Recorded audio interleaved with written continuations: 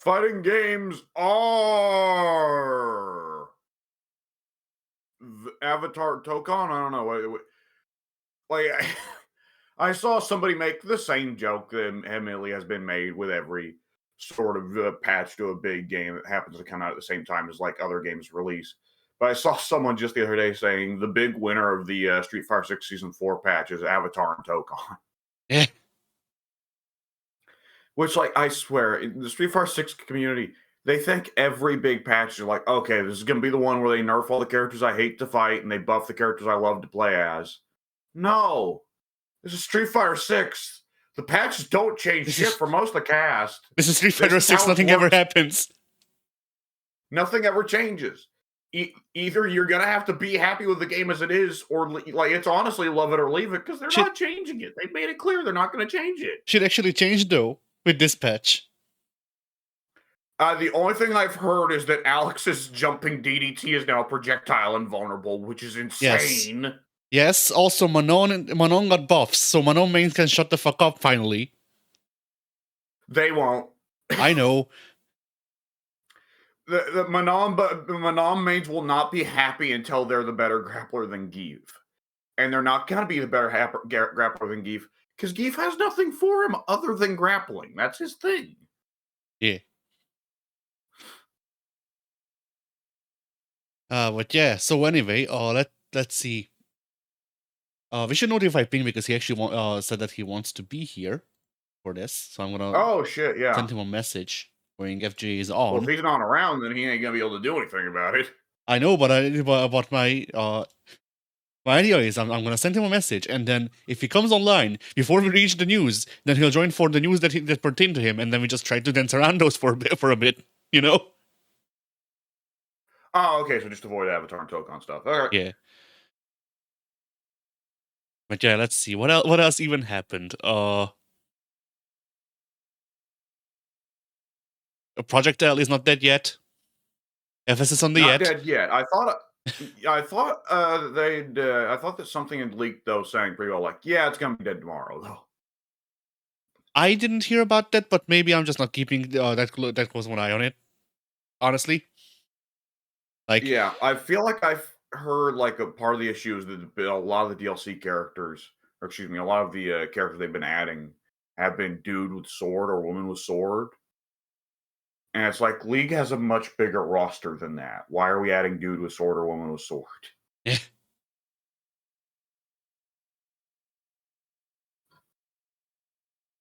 We have no budget. The game is effectively dead. I mean, we're just waiting for the players to realize that. Which, like, did you see they wanted it to make League level of money without League level investment on day one. Actually, there is some news about Project L that I saw. Which is that because of the Ditko news, they made a blog post, unprompted, mind you. They made a blog post going, fucking, our name is not bad. Our name is not bad, as they turn to a corn cob. Okay, what did you say? Bitcoin news? No. In Project L, because of Ditko, DCKO. Oh. Yeah, because of the Ditko announcement, they for some reason decided yes, this would be the time to post our fourth blog post explaining why the name is actually good, and you're just wrong. Yeah, that's another thing. They probably should have just given it a name that was like, you know, Champions of so and such or whatever, rather than 2XKO. Like that part in particular felt like they were honestly marketing it as this is for fighting game fans, and this is for League fans, you know? Yeah, I mean, from what I heard, I didn't read the blog post myself because honestly, I don't give a fuck. But from what I heard about the blog post, they go like, here's all of the names that we rejected, and all of them are better. Genuinely, literally all of them are better. Oh boy, they pulled a reverse of the infamous Stone Cold list, whereas instead of Stone Cold Steve Austin, he was supposed to be Mr. Frosty or whatever. Yes. Oh, that's great. That's great. Like one of the ones that I remember people going would have been better that they explicitly pointed out was worse in their opinion is League of Fighters, which like is generic, yes, but so is 2XKO. Like League of Fighters also does get across the message. Though, in fairness, League of Legends, if you want to stick with that like bland thing there, League of Legends would have to be renamed to League of Mobers. yeah.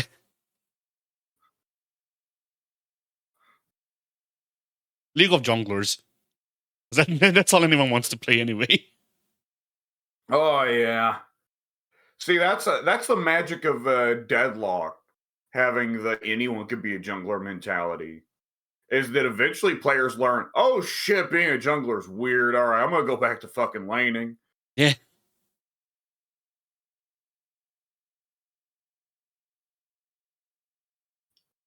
Actually, Oh Pink's boy. online. Pink's not online on Steam, but he is online on Discord. So I sent him a thing saying FG is on there as well. So yeah. Anyway, I thought that I heard there was news on the Melty Blood front. new game.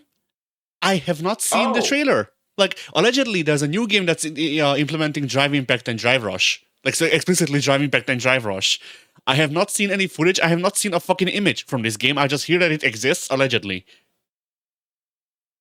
Okay, all I heard, I saw an image and I heard they were adding Drive Impact. I didn't hear about the Drive Rush. But yeah, I didn't watch the trailer either. Because like Melty Blood is something I don't care enough to pay attention to the hype cycle. I'd be curious if they decided to have a different mentality than that last Melty Blood that just kind of reduced the roster size and toned down what all the characters were allowed to do. Yeah. But you know, as was the style at the time. There were like two good things about Type Lumino. One of them is the ability to turn off auto combos. The other one is the Count of Monte Cristo. Yeah, it was an awkward one, and I don't know if it made money. I would have to imagine not, because it's one of those things of like, well, congratulations, it's still a niche game that is only going to be played by people that are dedicated fans, but you've also partially scared off dedicated fans by oversimplifying the game in a lot of regards. So, well, like Melty Blood is one of those ones where it's like you're never going to get outside the niche without fundamentally changing every single aspect of it. Hello, Pink.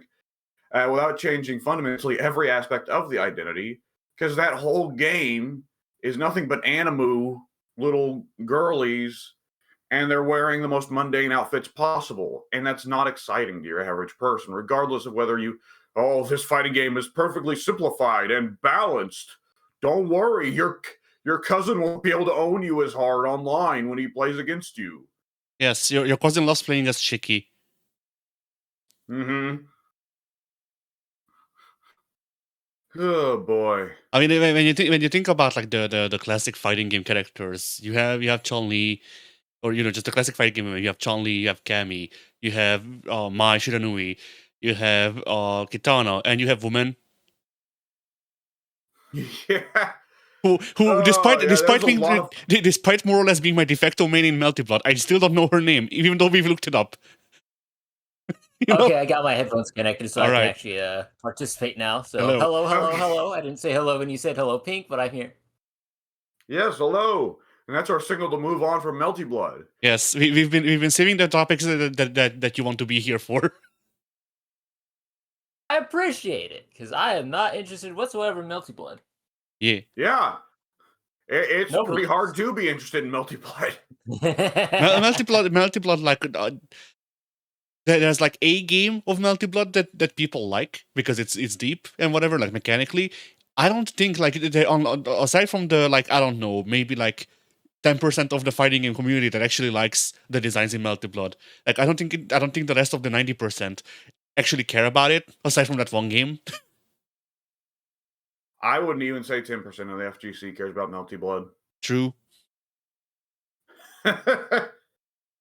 It's God, no. I mean, it used to be that the multiplayers bragged about the playing in the toilets because the gimmick was we love the game so much we'll play it anywhere. but then it turned into the rest of the FGC mocking him and saying, "You play it in the toilets because you're not allowed to play it anywhere else. Yeah. Your fucking fighting game series started as visual novel porn." I mean, it still is It visual actually novels. did. Yes, it actually did. And the only thing that changed since then is that it's now like it's still visual There goes the novels. porn. Yeah, it has just now no porn. That's it. Yeah, now when you get the good ending, you don't get a picture of your love interest sucking your cock. That's the only difference. Wow. All right. All right, let's move on. Yeah. Do we want to hit the Yasmin coming in real quick? Because I don't think either of us have played with her, and it's like, I'll probably kick on Street Fighter 6 sometime in the future, because I do feel the bug coming on. I'm not going to be playing Yasmin. Yeah, no, I might... Yeah. I might pick up Season 4 if Arjun looks good, and that's it. I'm firmly in the I will pick up Season 4 when it's on sale camp. So, like... Yeah. Yasmin is not my archetype or yours. Bosch is not going to be my archetype or yours. Maybe I can like Bosch a little bit, but I'm doubtful. Tifa, I don't want her in the game.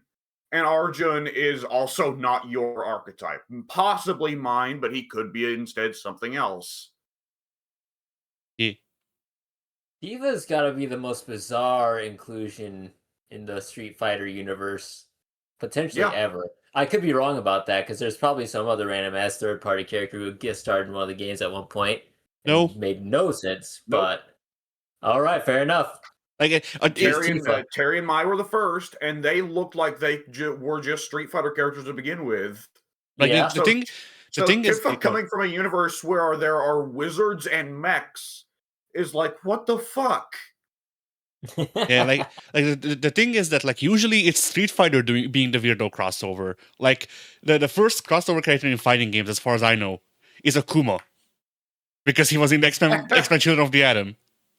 Right. I'm gonna be honest. I could buy Akuma as a '90s X-Men villain, like specifically a '90s Wolverine villain. Yeah, I was about to say he's not too far off from Omega Red design wise. Yeah, Omega Red. If Omega Red and Ogun fucked, you would have Akuma. And I mean, the funniest shit about Children of the Atom Akuma is that, you know, Children of the Atom was made before Alpha. And so the only thing they had to go off of to make him is the Street Fighter 2 sprite. Except they didn't want to use the Street Fighter 2 sprite. So they made new ones. God, like the partially new ones, like the Street Fighter 3 sprites for Ryu, Ken, and Chun-Li that they made for CVS 2. Except they didn't do that. Except they didn't do that. You keep misremembering that, but that's not what they did. They look so much like the Street Fighter 3 sprites. Okay, well... They have completely different builds. The Street Fighter 3 sprites for Ryu and Ken make them look like they're fucking brick shit houses, and the CVS sprites are a lot slimmer. That's true, and the idle pose is closer to Street Fighter 2, right? Right, and they did that for Bison as well, because they wanted him to look like he did in Street Fighter 2. Why'd they leave Cammy with Alpha, then? I don't know. Because everyone that changed their looks for the Alpha sprites, they undid in CVS 2, except Cammy. Yeah, I don't know. Like, Cammy's just fucked up in that game. She is, in every single way. I'm glad that Cammy's iconic design that stuck around with people's heads is the beret and not the little weird... what do you even call that hat? Tricorn? In my head is... No, a tricorn's a pirate hat. I suppose. In my head, it's just like it's the hat that military privates wear. Yeah. But even then, like the hat's too small for Cammy's head. It just rests on top of her hair, which calls into question how it doesn't fall off every time she does a cannon spike. Yeah. Glue. Like, okay, Pink. As someone who would have been exposed to Cammy first through Marvel vs. Capcom and not got to play a real Street Fighting in an actual Street Fighter game until you were already probably a grown man, what version of Cammy existed as the Cammy in your head?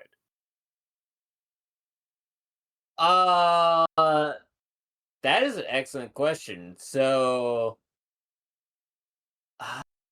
my Street Fighter knowledge would have begun sometime in the 2010s, 2011s, because they would have had a new Street Fighter around that same Yes, time. Like, I SF4. want to That say is there's a around the Street time Fighter scale. around that time, and there was a Marvel vs. Capcom 3 around that time.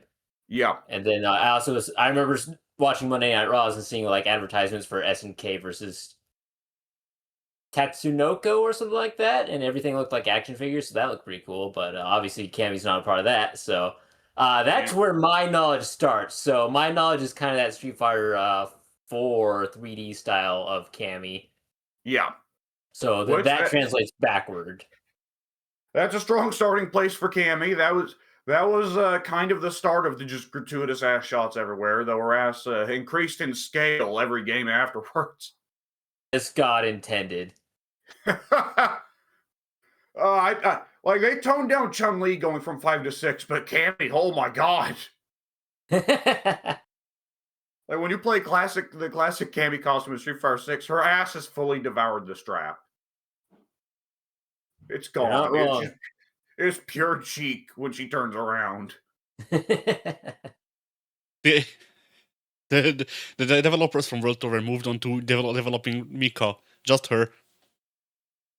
Oh god! If they brought back Mika and had her go doing stuff again, jeez. Mika gets the old Victor Grab from Darkstalkers. Yeah. Street Fighter 5 was more universal though, with giving lots of the women characters huge asses though. Like Chun had a huge ass in that game.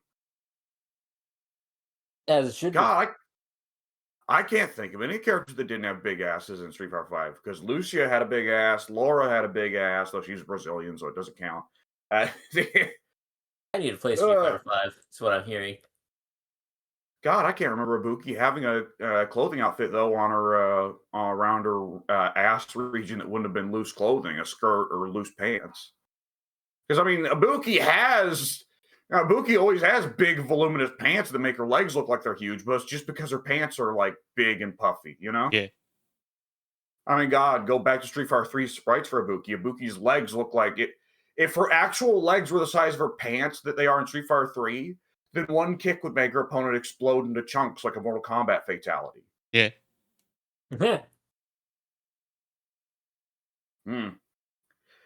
I know we've pitched Street Fighter 5 to you before, Pink.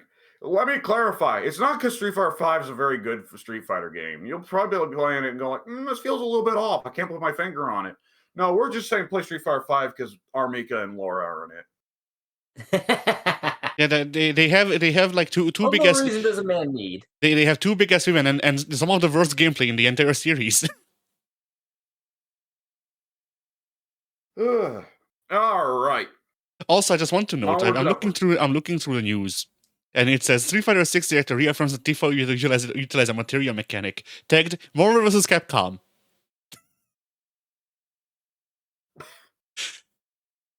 I mean, sure. You look close enough. No, actually, but nonetheless. So anyway, let's see. What do you want to hit first? I guess Avatar, since that came out first. Yeah. All right, who's got something to say first? So I've got something to say first. It's super important. You know how everybody has been saying this game launched in a unfinished state? I have to agree with them. They're not wrong because I've been playing so much Avatar Legends over the past week, and if you go and look at my achievements on Steam, you'll notice I've got one of my achievements. The boulder is conflicted about playing 100 matches online. That is currently sitting at 99 out of 100 matches played. Nice. I've played much more than 99 online matches because I keep going and going and going and going and waiting for that achievement to pop. It's like, yeah, this isn't happening. I'm probably 200 matches in, and that's a very odd very odd glitch for the Steam achievements to have. I'm not sure what would cause that. I'm not sure if there's anything I could do on my end to fix it. No, I But think I'm that's. kind of just happy with leaving it the way it is, and sitting at 99 out of 100 matches played. I think that's a problem on their end that they have to fix. Don't fix it. I like it like this. Okay, that's very bugged. The Boulder is just eternally conflicted about playing 100 online matches, so he's not going to. I have checked your achievements. Several achievements are marked for 0 out of 0. Nice. Complete all tutorials for one character, 0 out of 0. Well, that's correct. Complete arcade mode with all characters, 0 out of 0. That's but incorrect. The Boulder feels conflicted about playing 100 online matches. Says you've only played 8 out of 100. You've at least played fucking 2 dozen against just me and Addy alone.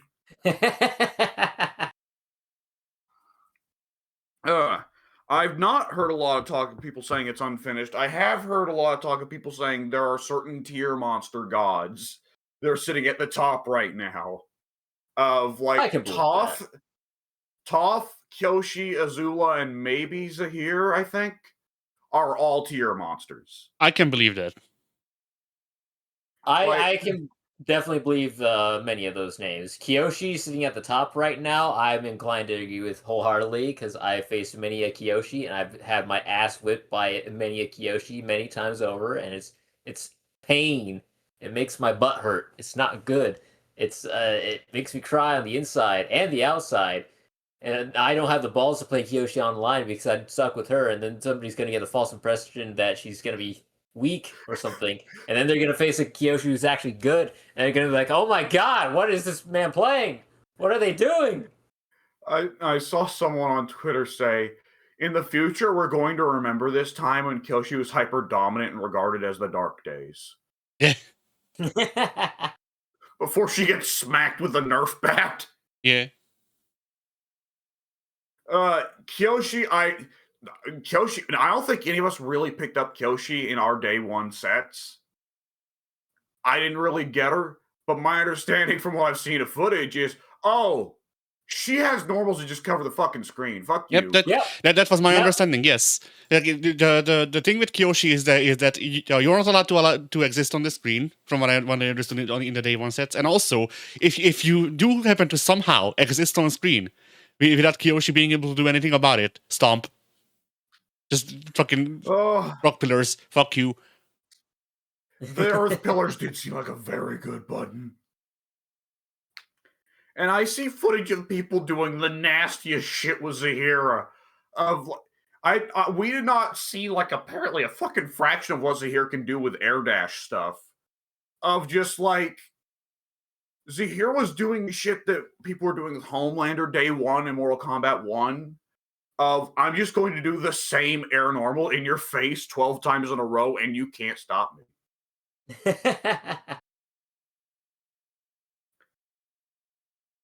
And I don't think we have to say what goes on with Toph because, hey, we've seen it. Yeah. We've seen it many times. It's crazy, though, because, like, the only I did see a tier list that did say, like, one character is just kind of poopy. I forget if it was, like, a variant of Ong or a variant of Avatar State Ong. But other than that, it's like, no, Zuko and Ong and Katara, they're all still legit. It's just that, holy shit, Kyoshi can get so much for so little. Yeah.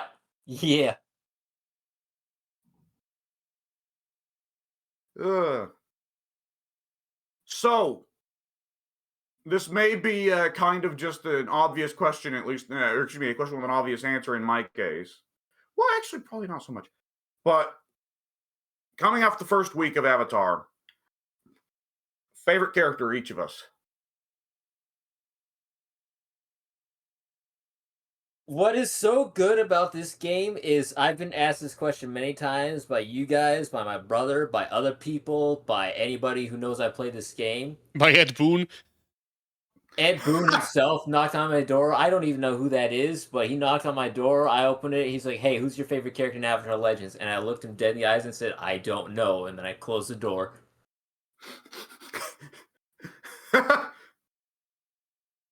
So very, very consistently, I'm like juggling 3.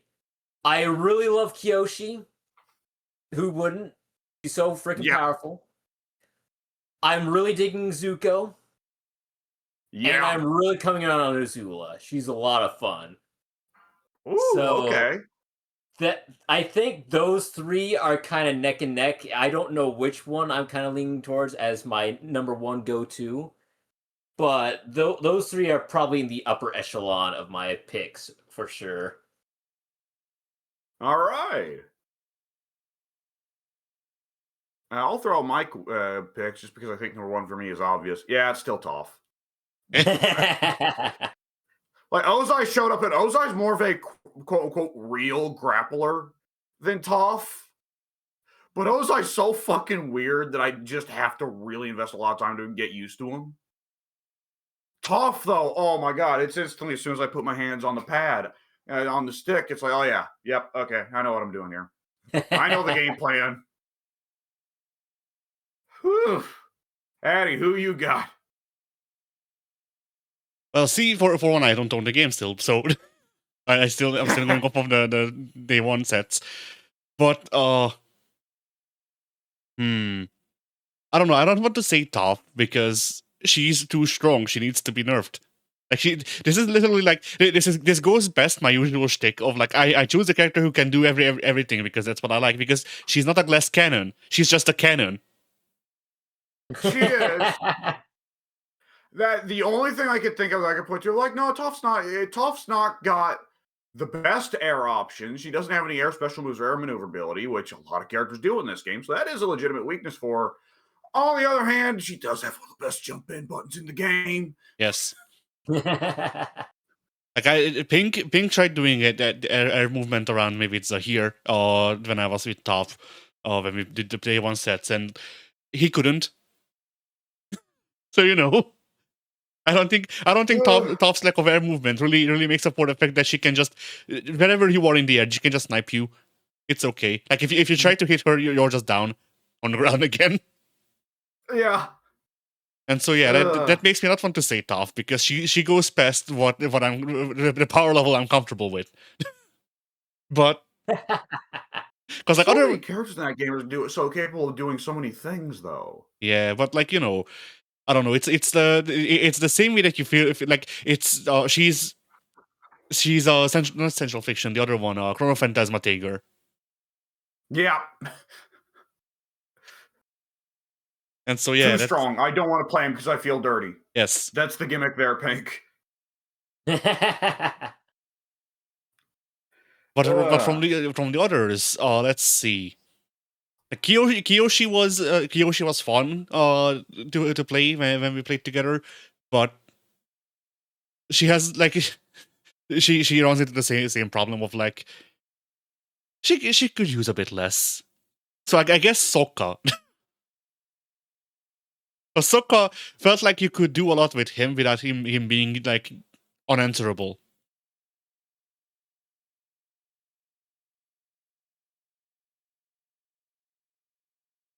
And then also he's like a mixture of Junpei and Hazama, depending on your style, and that's funny.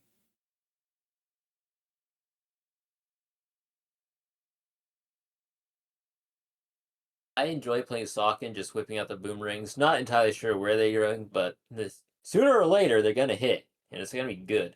Yeah.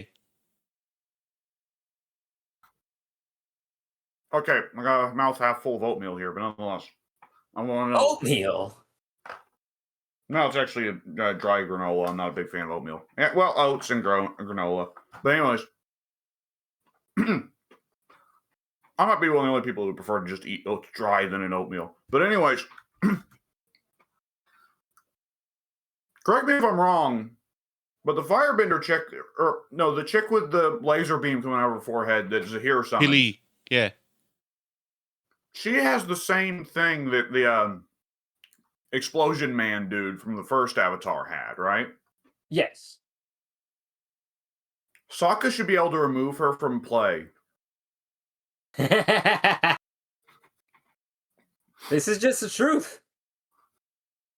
There's no flaw in that argument. I'm mostly saying this because it'd be really funny, especially considering that in light of that fact, Sokka was the only member of the gang that actually killed a man. Yeah. Canonically. But also because Billy's really annoying to deal with when you're playing against Zahir. Yes. And like, YouTube recommended me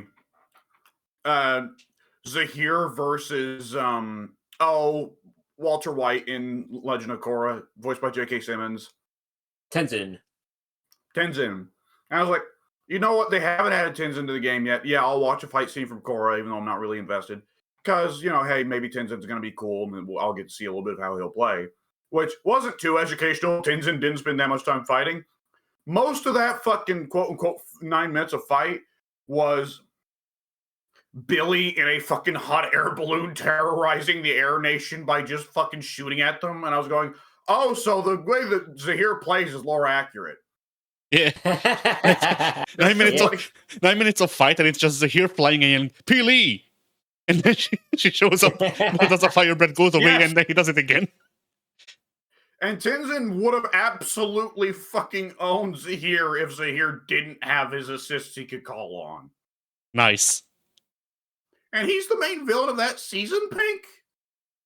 Yes. He seems like a loser. Are you understanding now why I call him a bald fraud? Okay. Like, he can't take on fucking Tenzin. What's he planning to do against Korra? Pili.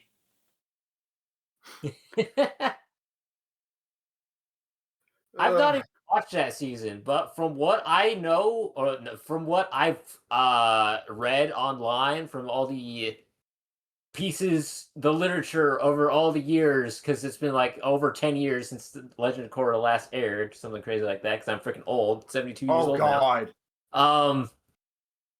Zahir's, like, I want to say every fight scene that Zahir has in that show, or in that season, is him running away and only getting the upper hand because of the numbers game in classic WWE fashion. So that I'm certain that there's got to be more to this character than what I know, because there are literal maybe at least dozens of fans of Zahir's online. At least a dozen, maybe only 10. But he's got fans, and vocal fans. At least a vocal fan, anyway.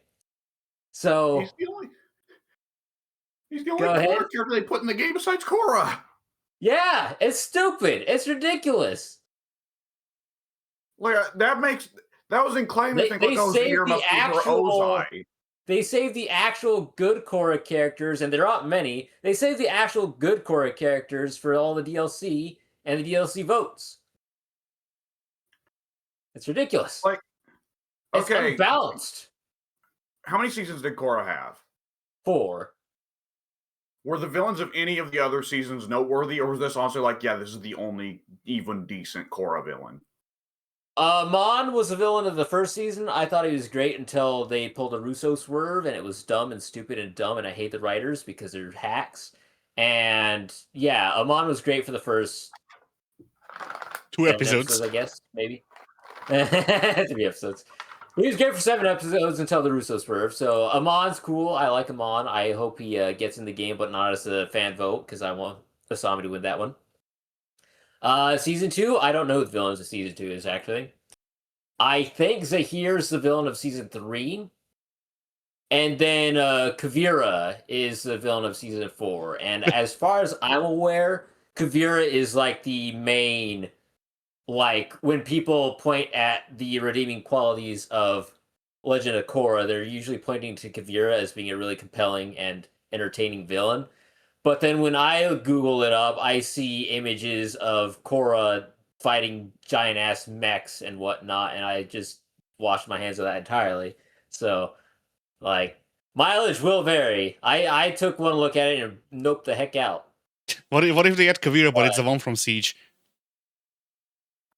I pay for that. So yeah, I wouldn't. She'd get her ass beat every match. Amon and Kuvira are the like two go-to Avatar villains that I would have assumed would make it in the game. Before Zahir, I'm not entirely sure why they opted to put Zahir in as this other single representative of Korra, but here we are. Is it because they could make Zahir a summon-based character? Probably. Yeah, I'm kind of thinking like gameplay variety there, because Zahir can just be like, I summon my minions instead of really doing anything. This is true. But he doesn't even really summon his minions. All you need is Pili. She's the actual character in the game. Zahir is there to exist on the screen sometimes. Zahir is Pili's health bar. Yes. Yeah. I forget. Does Zahir take damage if you hit his summons? No. Oh.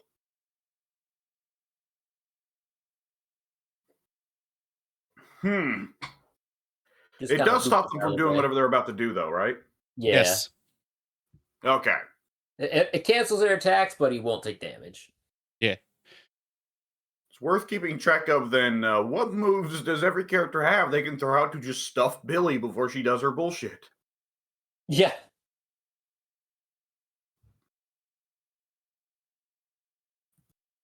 They also announced, Avatar also announced that they're adding the new guy from the movie they leaked. Oh, yes. Yeah. Oh, the little shitter that destroys the world or whatever? No, that's Korra. She's already in the game. They're adding on with hair. Yes. How? She's Good Korra. question. I don't know, but they probably deserved it. Genuinely, the story with the new series or whatever the fuck they're doing is that Korra destroyed the world. Shit's fucked. All right, fantasy bullshit, I guess. Go.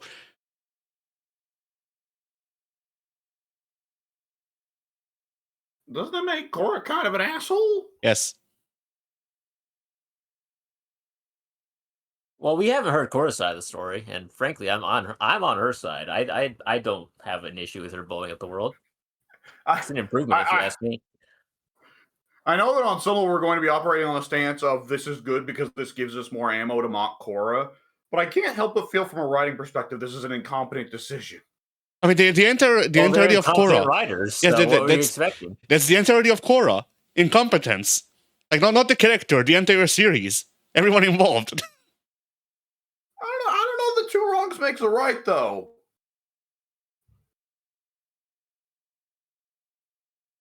Oh, shit.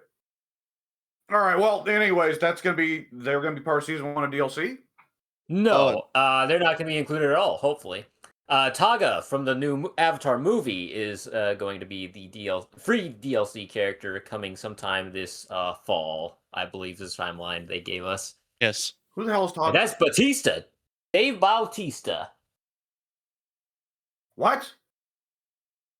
Taga's voiced by Batista. Okay. Who the hell is Taga? They made a new Avatar movie, Paramount did, and then Paramount leaked the entire movie. It's out on the internet, but it's also in whatever streaming service they own, I think. And the main villain from that, the movie released on the 25th of July. I watched it. It was a movie.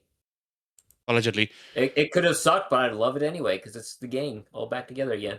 But yeah, so they're adding the main villain of that because of synergy. Okay, so rather than, correct me if I'm wrong, the gimmick of the movie is supposed to be that we get to see the gang as adults, right? Correct. But Taga is now going to be in here, and instead of beating up a grown Aang in his 20s, he's going to be beating up small child Aang. Correct. Okay. And presumably they're not going to have Batista's voice in this game because he would be a bit too high of a paycheck. They're going to have somebody. No, it's fine. They can get Batista, no problem. I mean, Great Request 2, they were able to get a few back that it's like, I'm surprised they were able to get them back. Like, I was shocked they were able to get Dante Basco back for Zuko just for this game, you know? What's he done in the past 30 years? Come on now. That's true, but also he seems the type that because he's not done much in the last 30 years, he can turn down a paycheck if he just doesn't feel like it. This is true. But they weren't able to get Mark What Hamill kind for of Ozai. budget They were had to these get- people operating on, though? Because there's a lot $2. would make sense, because there's a lot of prominent voice actors in the voice acting community who voice characters in the show, which means they would voice characters that appear in this game, and they don't voice the characters in this game. So now instead of Kyoshi sounding like Jennifer Hale, she sounds squeaky clean like Toph. Like, very confusing. Well, there's going to be union issues for one thing, because union issues have split up voice acting hard. Like, if you've ever wondered why This is Steve true. Bloom doesn't, if you've ever wondered why Nolan North and Steve Bloom don't voice every NPC in every video game ever anymore, it's because they're union, and a lot of video games aren't doing union anymore. Yep.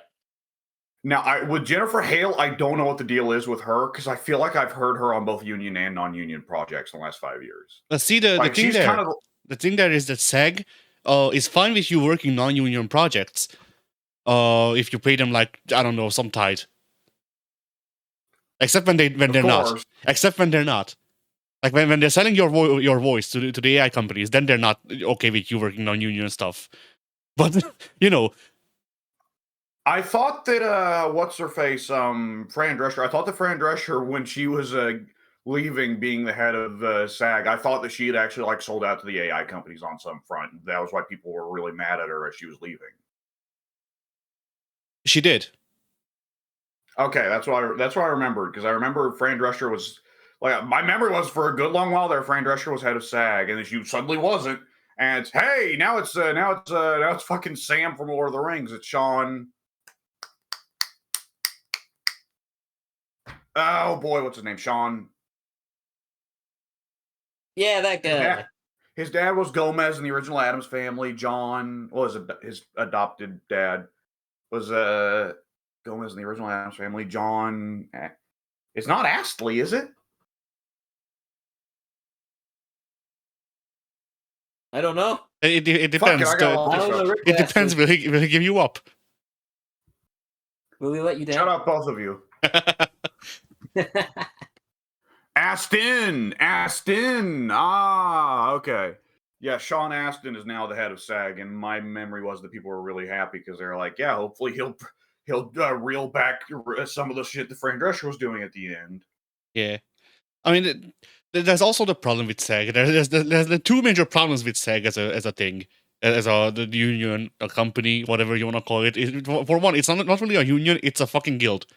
It's still a classic guild, and that's a problem because And those went so well. yes, and that is one of the major problems with SAG. And the other one is, fucking, well, for one, the inconsistency actually. So I guess there's three.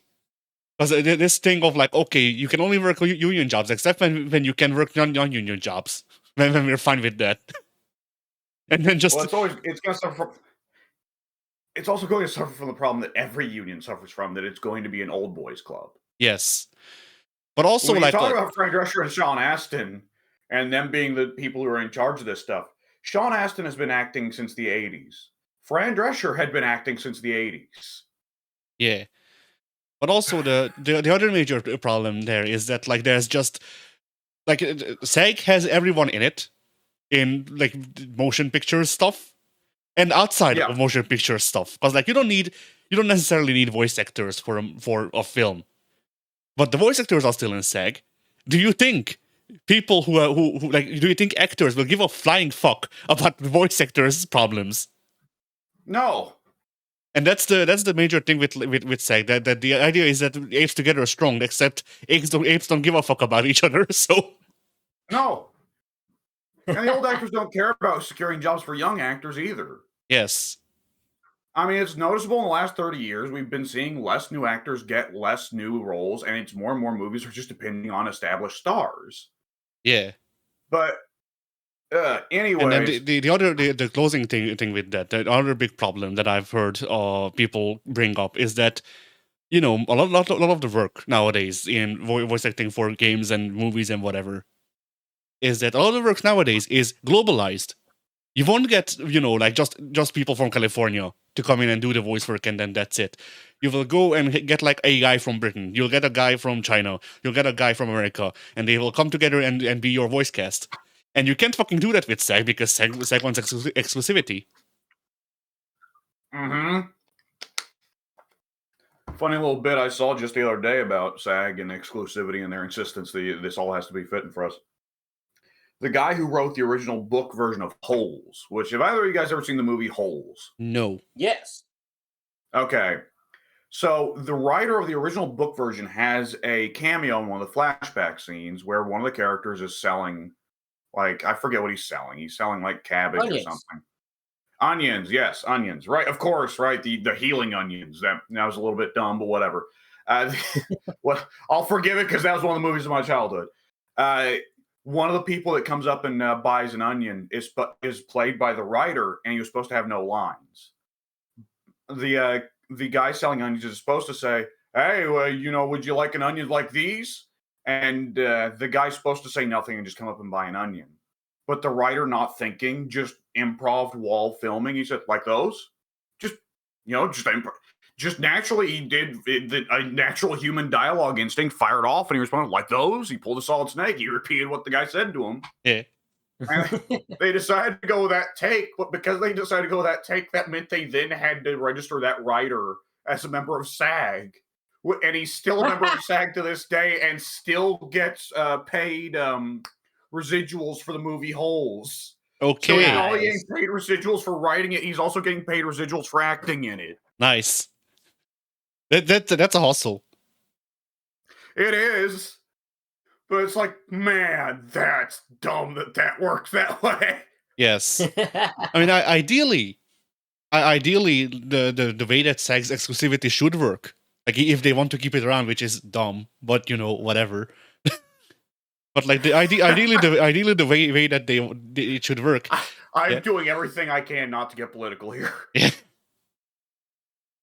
But like ideally the way it should work is that if you hire outside of the US, considering that you need to be a US citizen to apply to SAG, if they hire outside of the US, that's fine. Because that's how logic works. Yeah.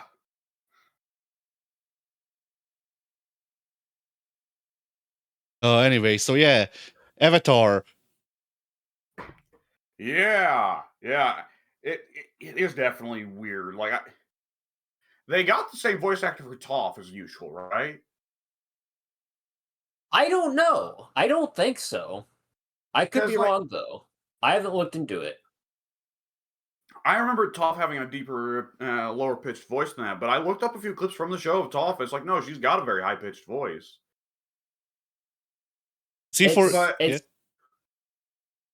I was about to say, it's definitely a close imitation. I don't think it's the original voice actress. I could be wrong, but I don't think it was. It's closer than Ozai. Oh, that's a fact. The Ozai voice actor, I get distracted every time. I'm like, that's not Mark Hamill. That's Cobra Commander. What is this? It's him, your favorite Star Wars actor, Hark Mammal. Yeah. Hark Mammal. But Toph, like, she sounds close enough, but it's still really weird to me. I mean, they kind of got to do it because the characters have to speak during the fights, or else it's weird if they don't. But I'm used to Toph being relatively silent and serious during her fights. Cocky, certainly, but in a smirking when she beats you up kind of way, rather than a I'm having such a great time kind of way. Whereas when you play Toph in Avatar Legends, the whole time, every move, woo! Yeah! Woo!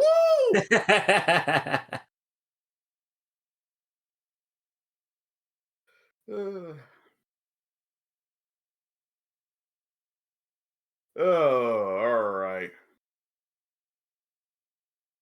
Oh yeah, I did. One of the clips I did bring up was her beating up all the other wrestlers when they're trying to drag away Ong, and yeah, Toph, like, they did such a good job of those first couple episodes with Toph, and make you think, holy shit, Toph's the baddest motherfucker on the planet. Yes.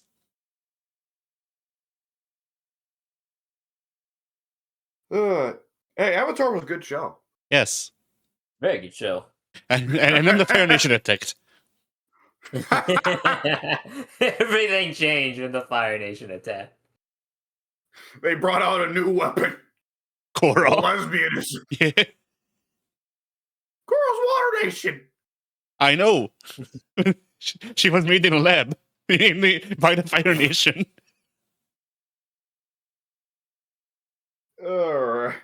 She's a sleeper agent. Anyway, Toukon. Oh boy, yeah. Okay. Toukon was a lot of fun. Toukon was also a lot of fun, not just in terms of like the game was fun to play. Toukon was a lot of fun because we were worried that game would not have sauce, and then the Green Goblin happened. Yeah, and then Pink decided he doesn't want to play the game anymore. This is a fact. Jesus Christ! It took it. God, how long did we play that day? Oh shit! I can probably look it up. I want to say like 4 hours, on the top of my head. It took 4 hours for me to find a character that I could get a win 25% of the time against your goblin. That wasn't my goblin. No, you beat my blade. You never beat my goblin. That's why you switched off the blade. Okay, even then, I still wasn't able to get your blade with Storm or with Doom or with Mags. I had to figure out the whole Kamala game plan in order to have any like a 25% chance of winning. Yeah, I went through. I watched through that footage. I mean, of course, the fucking video was up already. But like, yeah, I don't think I lost a set in the entire recording session. No. Like, if we wanted to see what Toukon neutral looked like of back and forth, it had to be me and Pink playing. Because if Addy was like controls, it was you will not escape from the rushdown pits, boyo. Yeah. I mean, if you're playing on a stage other than the X Mansion, be thankful because the wall breaks will give you a moment of reprieve before Addy takes you to the other wall. Yeah. And the wall's a scary place to be in Toukon, brother. Although we're making it sound like I was Goblin for most of that. No, like Goblin was the worst offender. I did that with everyone. Yep, you're just naturally good at Toukon. I don't know what happened.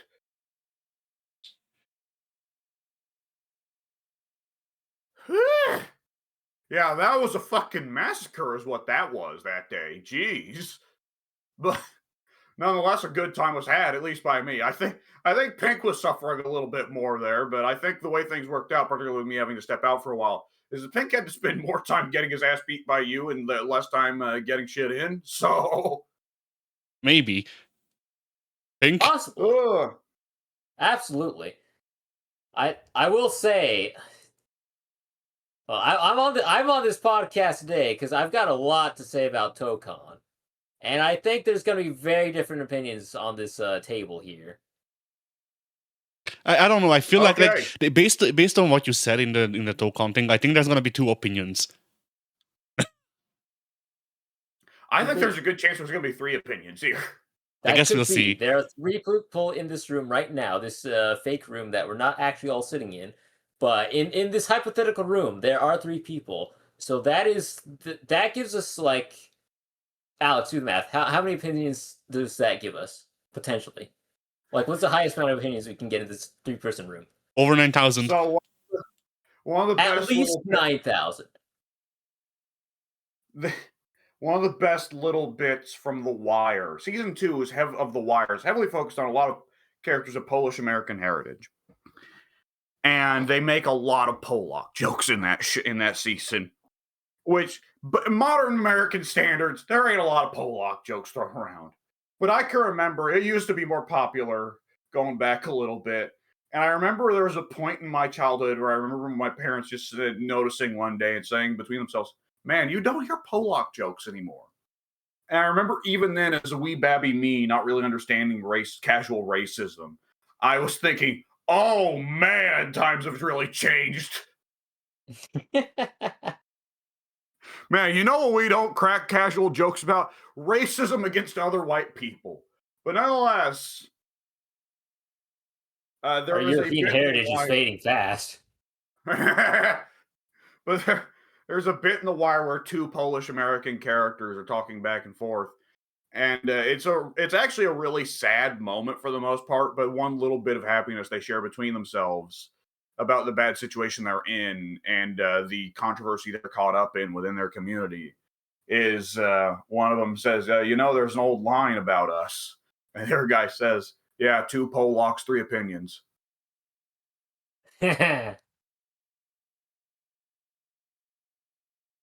So I'm not of Polish heritage. However, are either of you guys? No. Not that I'm aware. Okay, Addie's the geographically closest, but Pink's from Baltimore, and Baltimore has a significant Polish minority. So there's a possibility in either way, but no.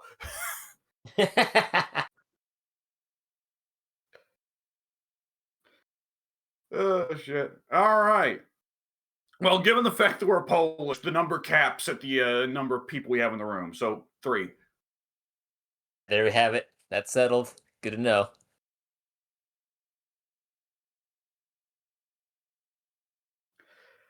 So I will say, for my part, I think the only bit of criticism that really stood out to me that I was like, yep, don't like this, wish they'd have done something different here, is universal inputs. Every character having the same special inputs. I felt they could have had a more character identity across the cast if they had different special inputs. With that said, other than that, I was really pleasantly surprised by Toukon. I was expecting it to not feel very good. I was expecting it to be either Toukon, but maybe a little bit fast. Not excuse me, Toukon, but a little faster. Yes, Toukon is Toukon, but a little faster. Good work, my friend. Unbelievable. I was expecting either Guilty Gear Strive, but a little bit faster, like Guilty Gear with better air dashes, maybe. Or alternatively, I was expecting Dragon Ball Fighter Z, but with less cool stuff you can do and less wackiness, more constrained into a box, which on some level it was, but it didn't feel like it too much. I was playing Toukon, and I was like, I actually am having a great time here. This. It doesn't feel like Marvel vs. Capcom because the assists aren't quite as good, but it's still like this still scratches the Marvel vs. Capcom itch a good bit here for me. I'm not the assist not being as good is probably a bit upside for both of you guys though, because it means that I can't go, all right, Doom, Dante, Frank, and lock you guys in the pit. No matter who I got on the sidelines, I have a fucking fantastic assistant. You just have to eat it, bud. Sorry. My team is weird. That's just how it is. And I'm going to make a prediction here. I'm going to say Addy is going to say better than I expected, but still I think it needs more sauce. And I'm going to predict Pink is going to say, I thought it was way too fast, way too fucking fast. It was cute, but it was way too fast and it's way too oppressive. That's my predictions for both of you.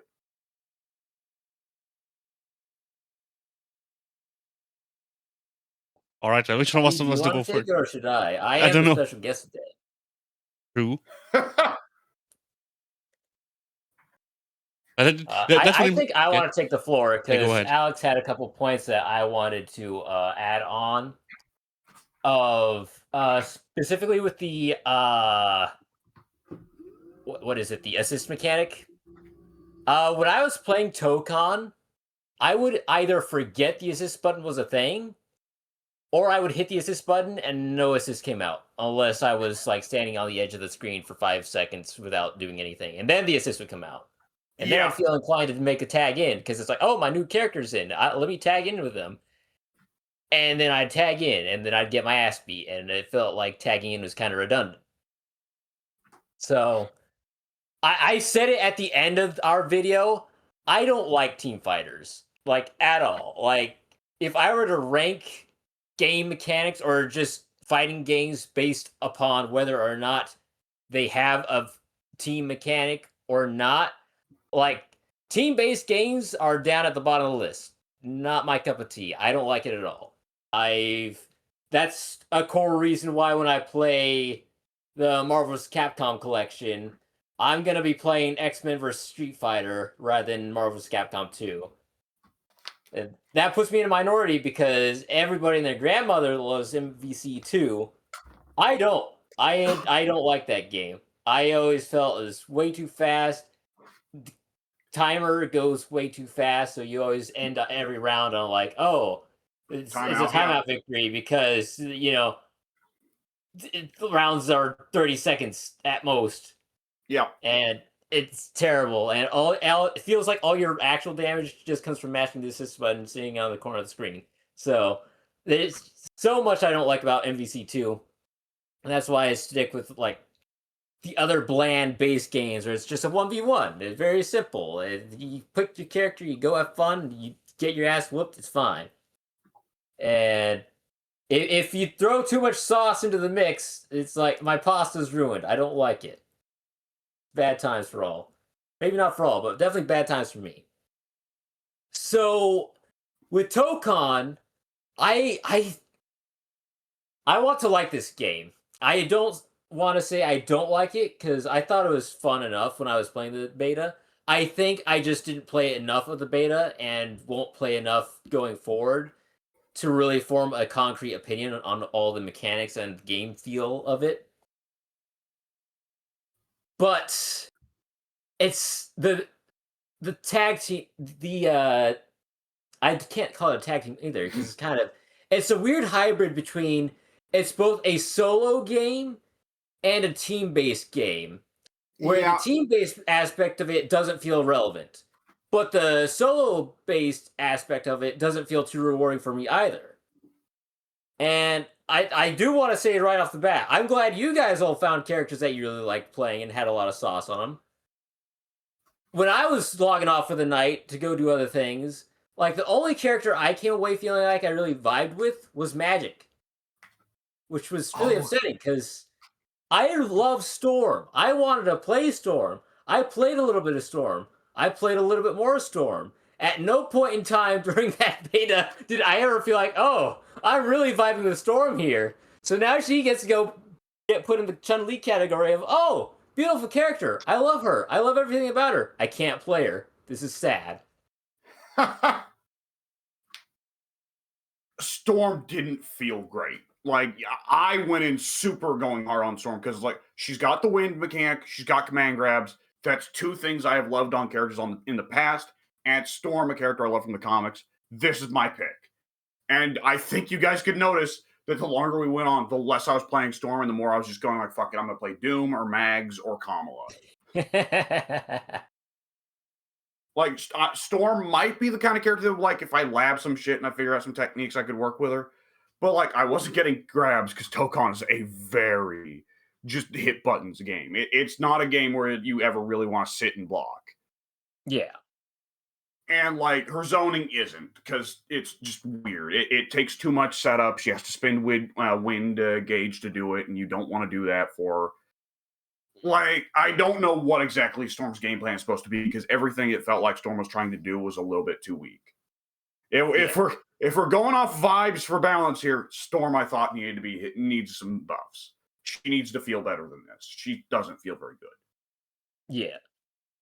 Doom also felt a little bit weird, a little bit off. I felt like he could have been a little bit better. Magneto and Kamala both feel great. I didn't play too much of Kamala, but I remember liking enough of what I played with her. It's like, I want to say the characters I liked most was Magic at the top. I really vibed with Magic. And then I thought Star-Lord was pretty fun. I thought Kamala was pretty fun. And I thought Spider-Man was pretty fun. And that's more or less where my list ended. Because I felt, I liked Magneto quite a bit too. But I felt like every other character I played, I just wasn't vibing with. And I think you have to keep in mind you didn't play Goblin because you were too disgusted by his sauce. I think I had Goblin on my roster at one point, but you're obviously right that I didn't spend enough time with him. I didn't spend enough time with any of the characters to really get a good feel with them. But that was my big takeaway though, where I think I would have liked this beta more if I hadn't played Avatar like a week beforehand. Because now I'm riding on the highs of Avatar Legends, and then I'm coming to the beta, and it's like I have as we started off the podcast saying, "Who's your favorite character in Avatar Legends?" And my answer was, "I don't know," because I love them all. Now you can understand my problem going from Avatar Legends to Marvel Toucan. It's like, who's your favorite character in Marvel Toucan? And it's like, I like Magic and like basically nobody else for the most part. And that's a trouble. Correct me if I'm wrong here. You don't really care much for Ileana in the comics, do you? I'm fine with the Ileana in comics.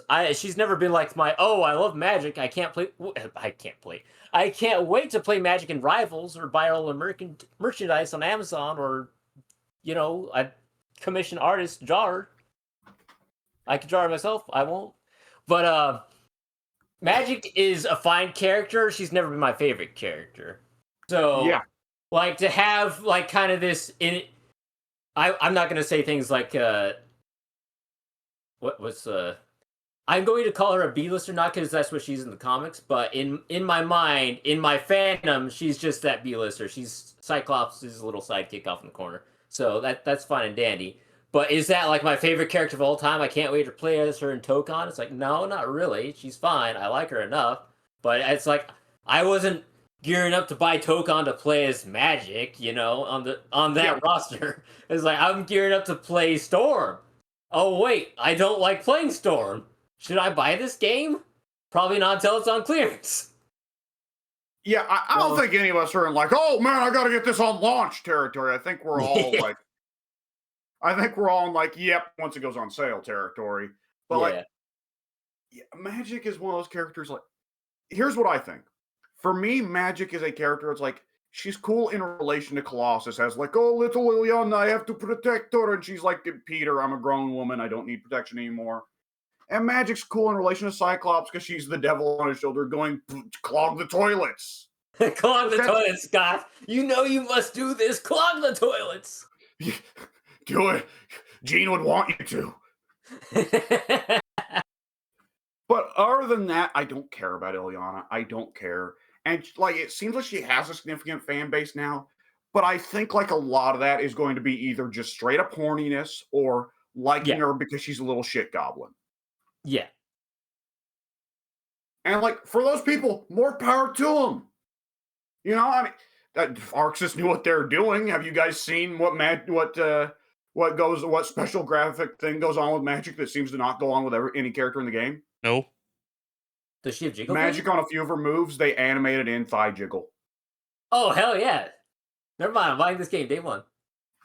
Her like medium where she throws out like a straight kick to the midsection. When she hits her thigh fat goes down and then back up. It jiggles back up. They specifically animated that in only for Magic. Like no one else does that, apparently. You know what I called Magic a B tier character? I'm actually going to move her up a tier. She's A now. See, to me, like the Magic to me, as someone who doesn't read the comics, who hasn't read the comics all of the X-Men comics at all, honestly, who hasn't really interacted with X-Men as an IP since like the 90s show. Correct. To me, Magic is in the same tier of character as like Kamala and fucking Luna Snow and whatever, where they're trying to astroturf these people to matter, and I'm just like, these are fake. They're not real. They're made up. Magic is a much older character than the new gen.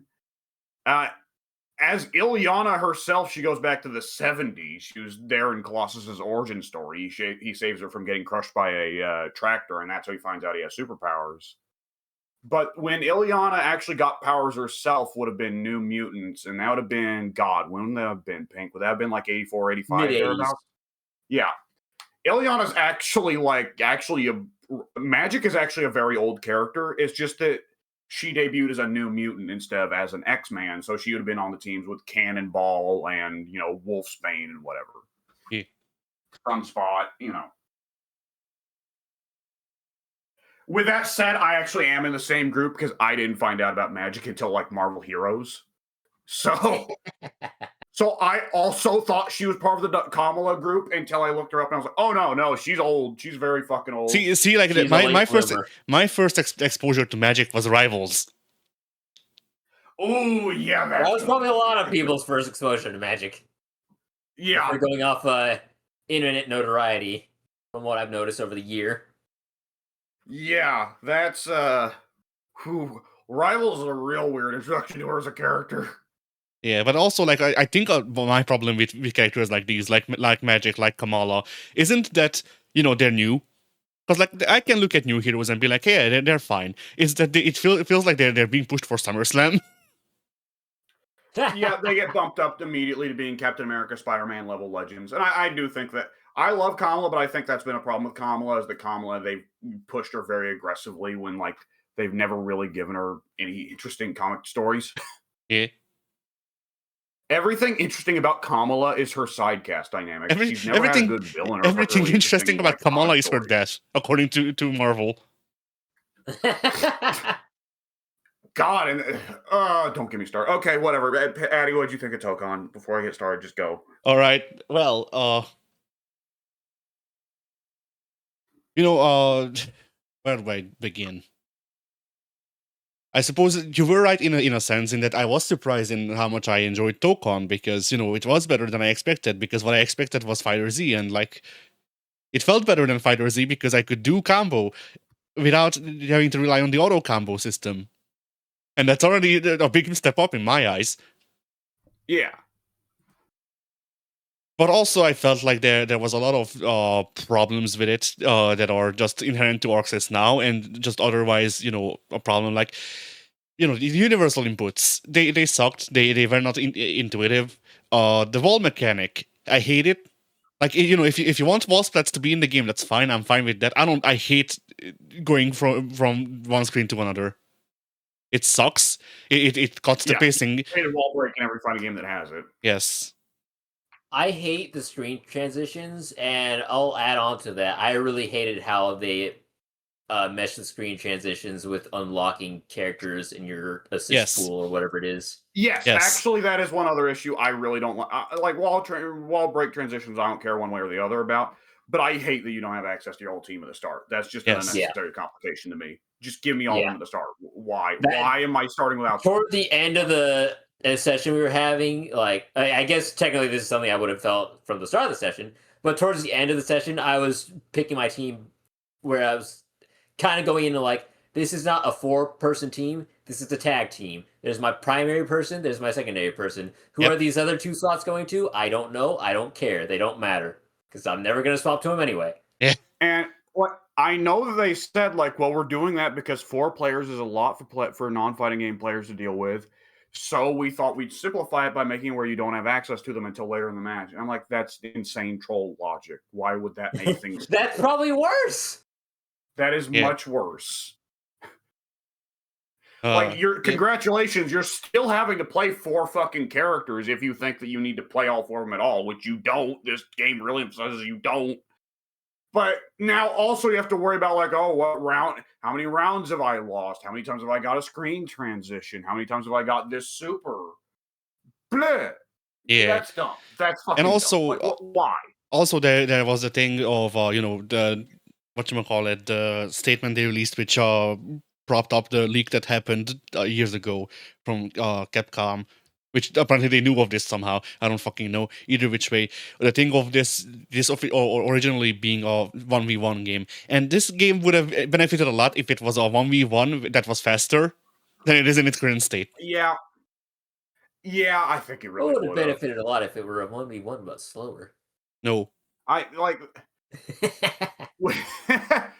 do think a lot of the characters on that cast don't really feel like they need assists. Yeah. And the ones I would occasionally try and press assist when I was trying to get in, but even then it kind of feels tacked on because it seemed like my assist just got stuffed every single time I called them in. Yes. Yeah.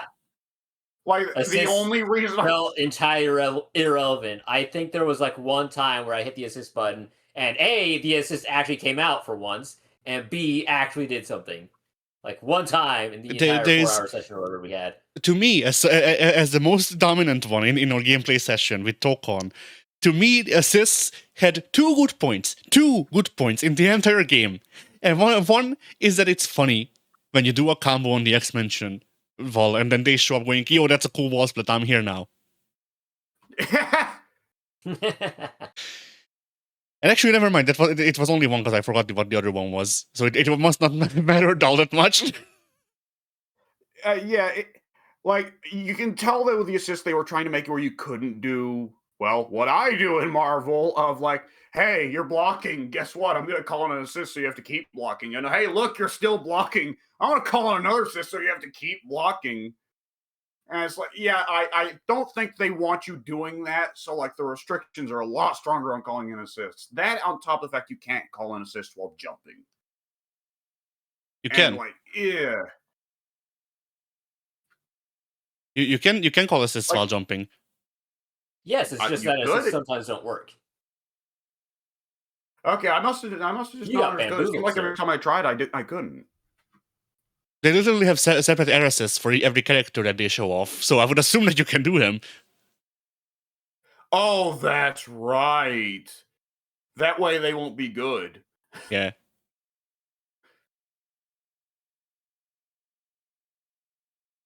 But yeah, my thing went from being really angry at the beta at the beginning because of the recording troubles that they did, to them releasing the statement going, hey, yeah, no, that actually wasn't on purpose. We didn't want to do that. And then I went from, all right, I will be willing to play this game with W through fucking Parsec, to I will buy this game when it's on sale for $30 or less, hopefully less. Yeah, yeah, that's about the price range I'm willing to pay for it. I will also add that like, yeah. Oh, good. Like, I will also add though, like, for the full $30, I'm expecting the fucking season 1 DLC to come with it too, because fuck you. Yeah. What we get in the DLC is going to matter a lot. I think for all of us, but especially for Pink, because Pink's the one out of us. It's like, wow, I don't like anybody on this fucking roster. And I really highly doubt that the character that Pink's waiting for here is Carnage or Deadpool. Yeah. Or Loki. Maybe Loki. I could maybe see Loki working out for Pink. That's it. I mean, it depends on... Well, Loki was one of the ones I was looking forward to playing, and then he wasn't in the beta. So that was... Yeah. Well, the fact that they said Gabo wasn't going to be in the beta until a day or two ahead, then they were like, actually, Gabo's going to be in the beta, tells me, oh, shit, they're still working on some of these characters. Yeah. I think, like, I think how much Pink is willing to play Carnage comes down entirely to how big the symbiote makes its ass. It won't. Cletus is the skinny one. I know. You could honestly have a better chance if they, for whatever reason, decide to go the ultimate way and make Carnage Gwen. Oh, God, I just saw the other day Marvel now actually put the Carnage symbiote on Jessica Drew. Oh. For real? Which one is that? Yep. That's Spider-Woman. Why? Yeah.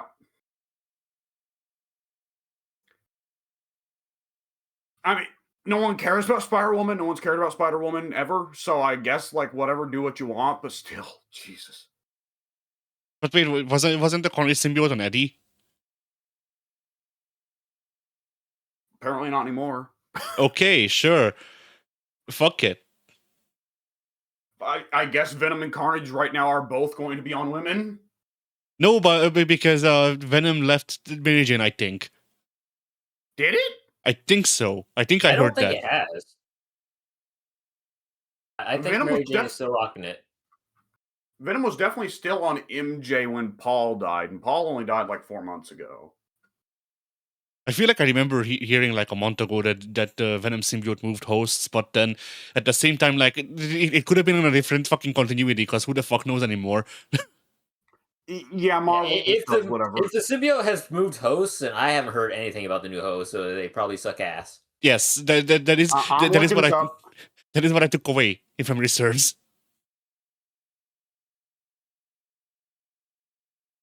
Oh, God, that's something I'm never going to get used to. Looking up Venom and seeing the list of Venom hosts, major Venom hosts, and it going Peter Parker, Eddie Brock, Matt Gargan, Flash Thompson, Mary Jane Watson. Yep. Fucking Spider-Man Oh!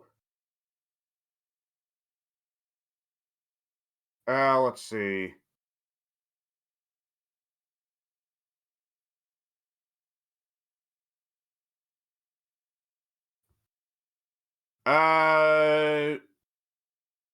No, the only things that have changed, apparently, about the recent issues of Venom is that they've stopped calling MJ the all-new Venom. Now she's just regular Venom. Oh, okay. And Rick Jones is now the host for Toxin?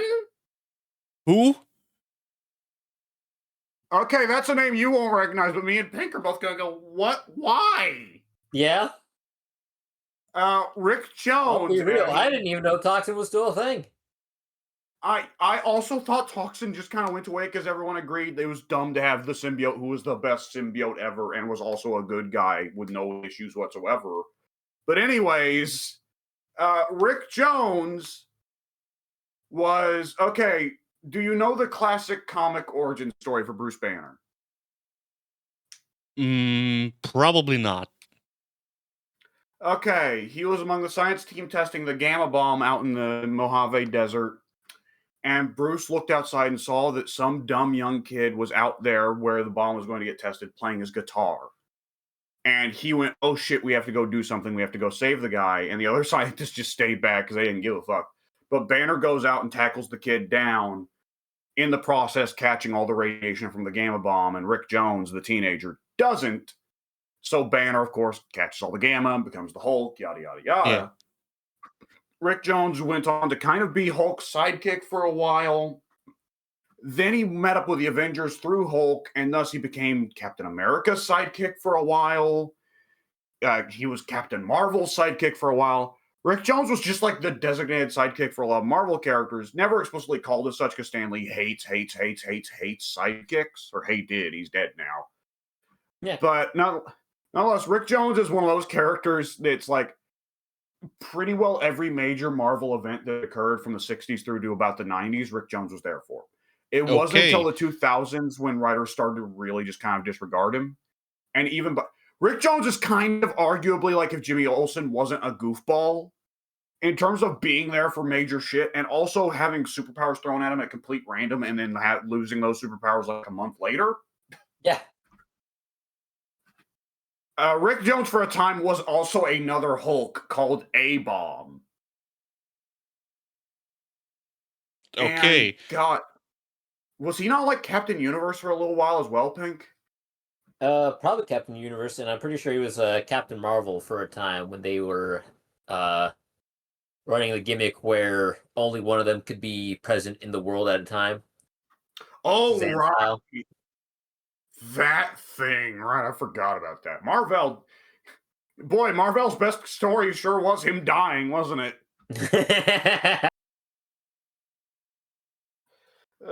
Shit. Rick Jones in the comics is an extremely important character, and he has never been important to any of the adaptations ever, with the MCU actively leaving him out altogether. Okay. So the reveal that he has a symbiote at all... Okay, here's the dumb thing. Rick Jones has been involved with everybody in Marvel at some point in history except Spider-Man. Of course. So this is why it makes perfect sense. He's making up for lost time. Yeah. I guess so. I hope he gets together with Peter.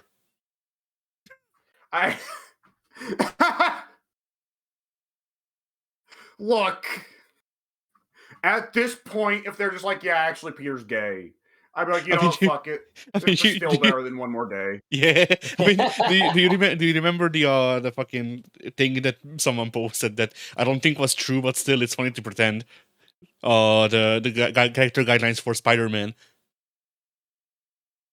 Oh, Spider-Man can't be this, Spider-Man can't be that, Spider-Man can't be gay. I do remember that. Yes. Except when in the black suit. Right, except when in the black suit. Well, in fairness, they did not specifically say Spider-Man's allowed to be gay if he's in the symbiote suit. What they said was Spider-Man's not allowed to do this, that. Spider-Man's not allowed to commit crimes. Spider-Man's not allowed to be gay. Spider-Man's not allowed to smoke or drink or do drugs. And then at the end, they add, unless he's in the symbiote suit. Yeah. But of course, this logically draws the conclusion of, so Spider-Man in the symbiote suit's gay? No, he's bi. I would assume. Yeah. I mean, shit. in a sense, Peter was a shitty boyfriend at the time of the symbiote suit, the black suit. Correct me if I'm wrong, Pink. Oh, you're right. I mean, in Yeah, a sense, if you really want to play fast and loose with it, in a sense, symbiote Spider-Man being bi makes some sort of sense because Peter Parker is hetero, and the symbiote I think has been confirmed gay by now. So the both of them controlling the body would make them bi. If they haven't made the symbiote officially gay by now, they've been layering it on thick for the last 10 years. Yeah. Oh, shit. I forget. I've definitely voiced my opposition to this, but I don't remember if I ever asked you, Pink. Pink, how do you feel about the retcon that the symbiotes are actually good by nature? It's just that the Venom symbiote was fucked up. I've only ever learned of that fact from you, and obviously I didn't like it either. Okay.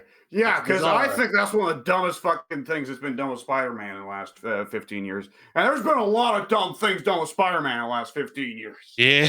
Absolutely. I mean, yeah. And the fact that that was tied to Null. Like, Yeah. That's a shit turd on top of a shit sundae. Yep.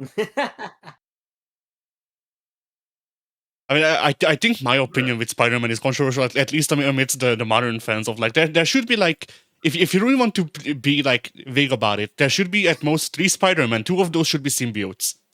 Because like we should only have Peter and Venom and maybe Carnage if you want to be decadent about it. But Carnage is not necessary really.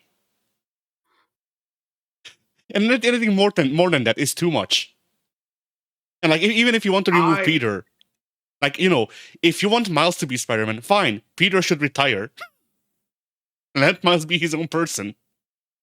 Miles, I think, has to exist as almost like a fucking sin eater. Miles has to exist. Well, here's the thing. I would say Miles has to exist so that the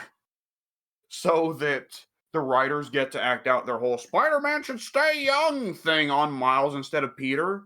But he doesn't. Miles doesn't act as a sin eater for that because they still do it for Peter, even though Miles is right there. Yeah.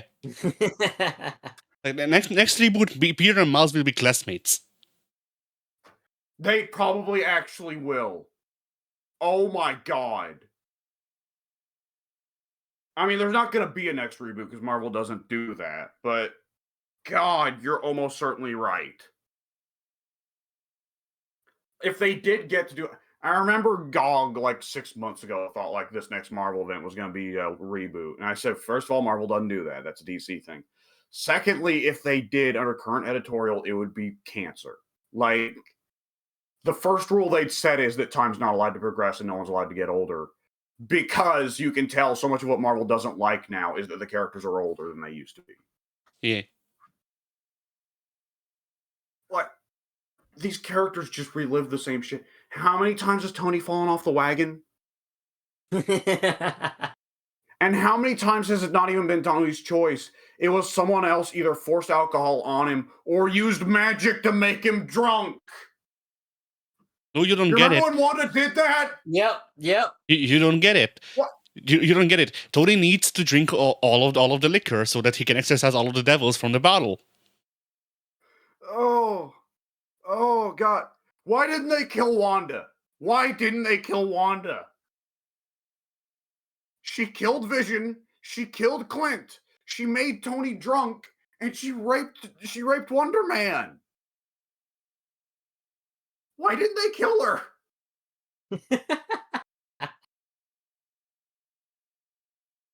Now that's only reserved for like unborn fetuses. For the spider fetus. Yeah. the only character allowed to die is Mayday Parker. No one else. Yeah. Like not even Uncle Ben. He's back. Not here. He's one of the new Venoms. Yeah. Okay. I want an adaptation of Spider-Man. Make Uncle Ben a Jesus figure, but like literally, he's Jesus. He dies and then comes back 3 days later and he's fine. Fucking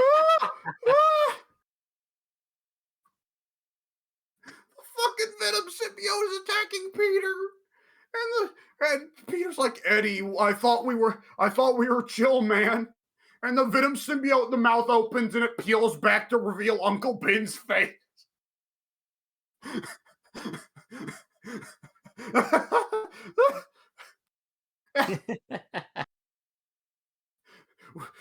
With great power comes delicious bank robbers, Peter. And then Peter makes peace with Uncle Ben Venom, and then they go after Cornish. It's and May.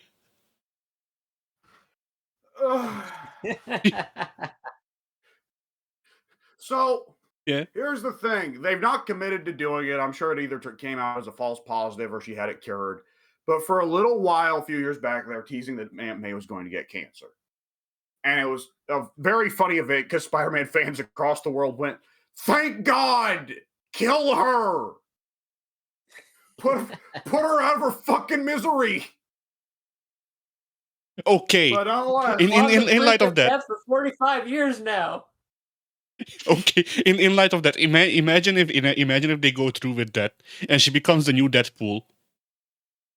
well, I was going to say, logically, she actually could slap on the Venom symbiote because Eddie had terminal cancer for a while, and they figured out that the Venom symbiote was able to stall it. Yeah. Hell, Pink, correct me if I'm wrong here. In the Ultimate Universe, Venom was made in a lab as a cure for cancer. That is 100% factual. Yeah. Which, at the time, I was like, no, Venom's an alien. Fuck off, Ultimate Universe. Now that we've got the Null stuff around, it's like, actually, you know what? I'll take the cure for cancer origin story for Venom, please.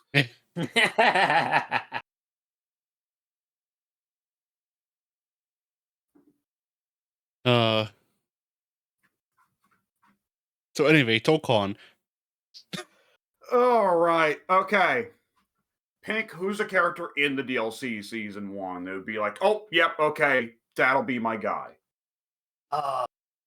My heart immediately jumps to Nova. That's my boy. That will always be my boy. B-lister supreme. Fan favorite of all time. Good. I think with Nova, like Toukon taking the weird focus, though, you'd have to raise the question of like, are they going to go with Sam Alexander, or like, are they going to do what Cosmic Invasion did and go with specifically 90s long red hair Nova? Like, Nova's got fighting game precedent. You know, Nova in Marvel 3 was a very well-liked character. They chose to bring him back for Marvel Infinite, so. Oh, nice. But, yeah, I don't think I honestly have a preference. I feel like Marvel has kind of ceased pushing Sam Alexander. So, like, I don't think there would be any mandates from Disney to be like, hey, put the Sam kid in over Richard. So, like, I feel like if they were to add a Nova, it would probably be Ryder and not Sam at this point, because I feel like Marvel has kind of given up on the Alexander experiment. Yeah. For better or worse. And I feel like Nova's kind of having a greater resurgence now than any of the characters, the newer characters that they've been pushing over the past 10 years. So I think realistically speaking, he would have the better shot, but this is also Marvel, so they might go the complete opposite direction. And there's also the fact that Toukon, like Arxis has explicitly said, they want to go with weirder characters. Yeah. They give you why the X-Men team has fucking Danger on it. Yeah, right. They give you Nova, but it's gonna be a small Japanese girl. That I can't even say that wouldn't happen because the odds of that happening are actually rather high.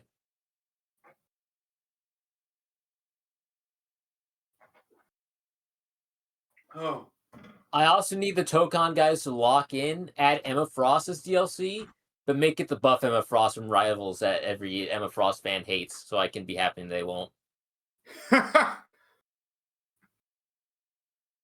I think Cyclops has locked us up for X-Men for a little bit, getting him in DLC season 1. I forgot he was announced. Yeah, literally the only DLC character we know is Cyclops. So we're probably not going to get any other X-Men, at least in season 1. Which even then, Phoenix Cyclops was the one that I saw and immediately been like, oh, even if they go with iconic characters, they may go with the weird versions because it's fucking Phoenix Cyclops. Right. Which, admittedly, I hate Cowl Cyclops. I actually kind of like the Phoenix Cyclops design. It's a pretty slick design. I don't like it. For a weird, powered-up evil version of Cyclops, it works. With that said, I do hate that it's like, oh, we're going back to evil Cyclops. We just got rid of evil Cyclops. We're going back to him. Why? Ugh.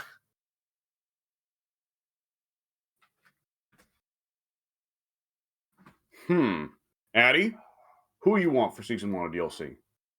Just throw out one pick. We won't be here all day. Yeah. But there's a couple hundred characters that I could name, probably. all of the Glopshidos that probably won't get added, honestly.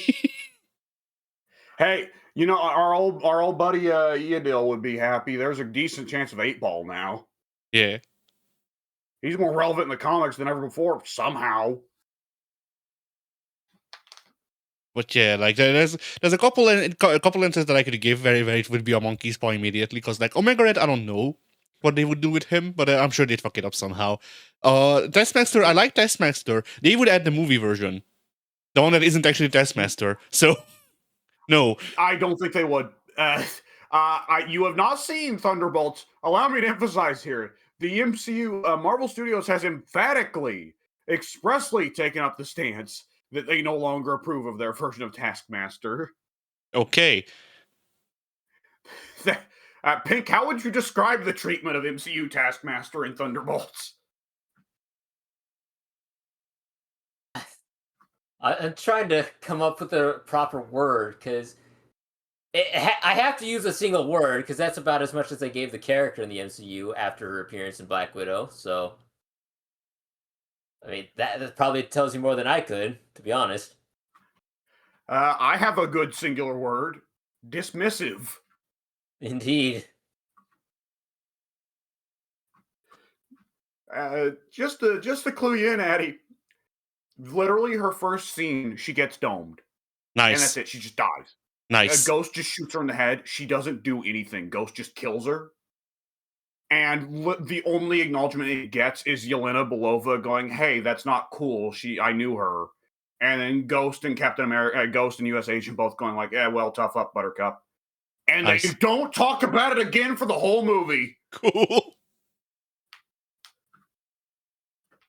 Like explicitly, just we fucked up this character, so we're bringing her back just to dumpster her as soon as possible. Yeah. But yeah, like I guess my answer would be Rocket, but specifically this version, the one I'm posting in the voice text. I want their design to be based on this one. Ooh. And with Toukon, there's a good chance he won't have Groot. Yes, I hope he doesn't. I really fucking hope he doesn't. I like Rocket like separately. Toukon's so weird they might bring back his rocket skates or whatever it was. Yeah. When they bring back fucking Green Goblin's finger lasers, you know that the Arxis was like, we want to find the weirdest shit every one of these characters has ever done. The deepest of cuts. Okay, but if they really wanted to do that, then Spider-Man doesn't pull out an SMG. Which is a missed chance. When you really think about it. Hold on. In fairness, that's one where Disney would say, no, absolutely not. Yeah. With that said, for weird Spider-Man techniques, it is weird that he doesn't do any web constructs in Toukon. Yeah. And doesn't use the rope. Emissary from Hell Spider-Man had a rope. Because, you know. Oh, okay. Tokusatsu. Oh, you're doubling down on this, aren't you? On what?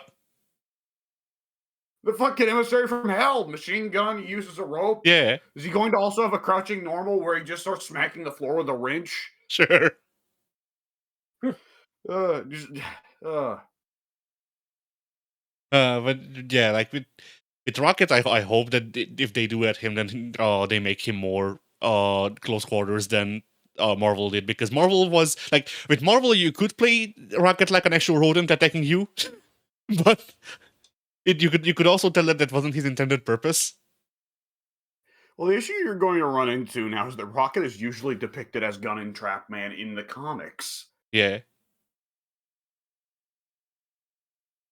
I mean, he can still have Gun and Trap, but he could also have things that aren't that. You know, we already have a lot of Gun in the game. I mean, it's rather shocking that Marvel vs. Capcom even gave him a couple moves where he pulls out a knife. I don't remember Rocket. Okay, I've only read one comic run that heavily involved Rocket, which was Dan Abnett's Guardians run, which at the time of Marvel vs. Capcom was the only relevant Rocket Raccoon comic run. God, was Rocket even in Annihilation, Pink? No. Yeah, my memory was he wasn't, and that was probably a conscious choice by Dan Abnett, because Annihilation is a very dire comic book series where a lot of bad things happen to a lot of very good people. It's a very grim comic, and Rocket would kind of fuck up the tone by being Rocket. But nonetheless, in Dan Abnett's Guardians run, I don't remember Rocket ever pulling a knife on anybody or going close quarters on anybody. He just shoots people. Pink, have you read any Guardians runs past Dan Abnett's run? Past that? No, I have not. Okay, I didn't know if you had read Bendis's run. I know somebody who's read Bendis's run. It might have been soon. I don't know.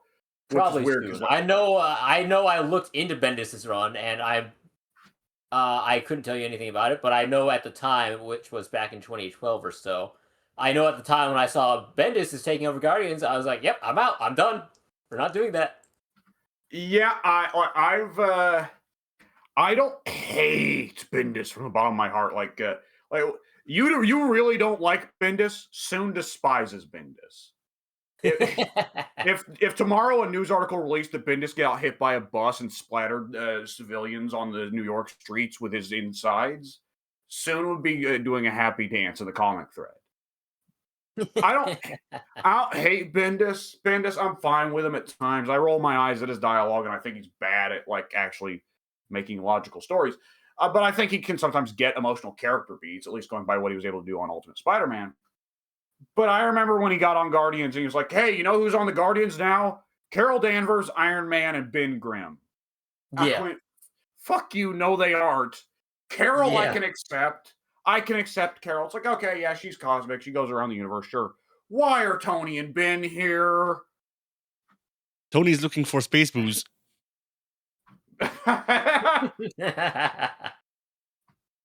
God, Tony had definitely fucked Gamora before then, but he'd probably still be looking for space whores as well. But like, it's just Bendis didn't care about the Guardians, so he wanted to bring characters from Earth he actually recognized. Bleh.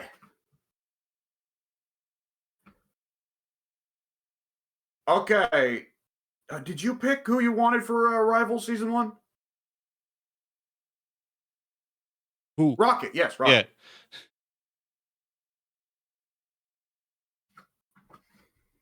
Yeah. And if I had to throw out an answer, I'm going to try to avoid X-Men, which is difficult for me because, kind of like the X-Men.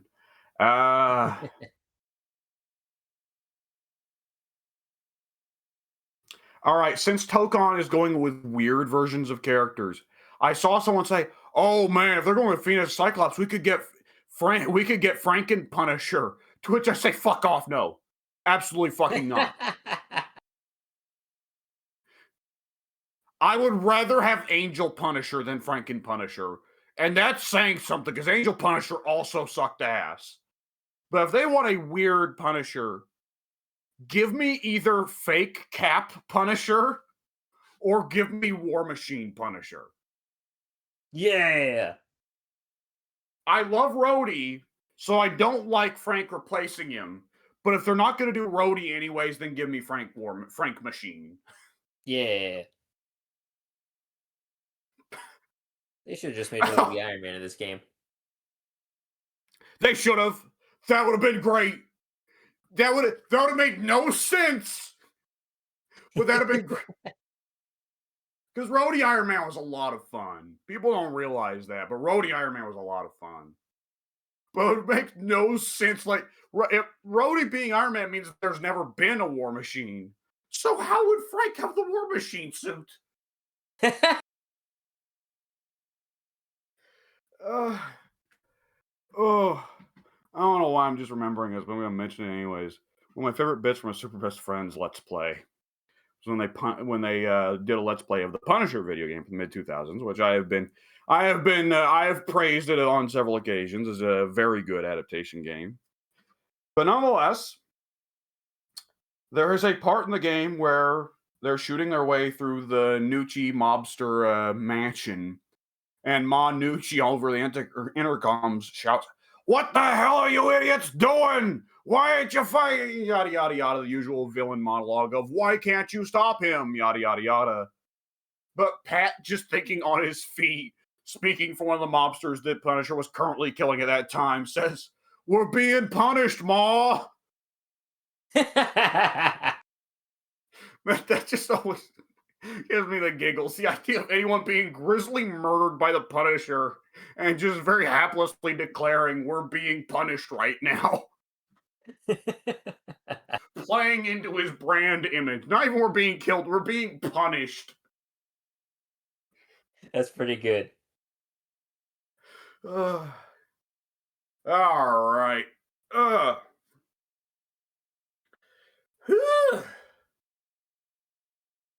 Okay, I have a really weird question to ask.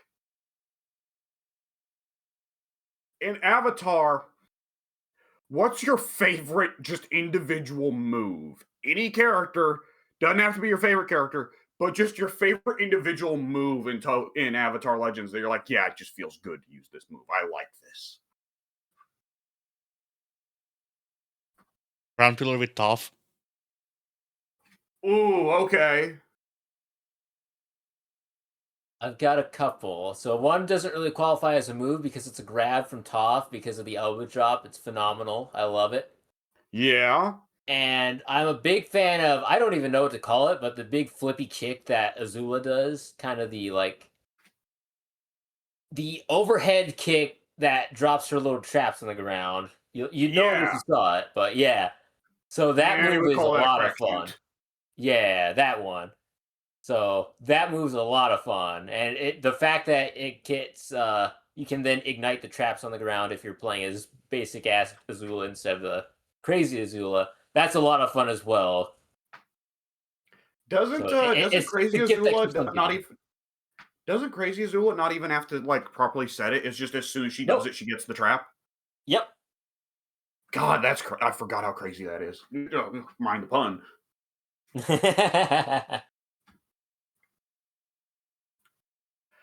I was really tempted to go with the Toph, pulling the opponent towards you with the floor. Yeah. But I'm actually going to go with specifically Ong's forward flow heavy, where he jumps up and does the fucking air drill that covers the whole screen. Fuck you. The party starter is also awesome, but the air drill honestly being Ong's tool of, no, you have to shut up and respect me because I can do this at any time, allows Ong to get away with so much bullshit when you play as him.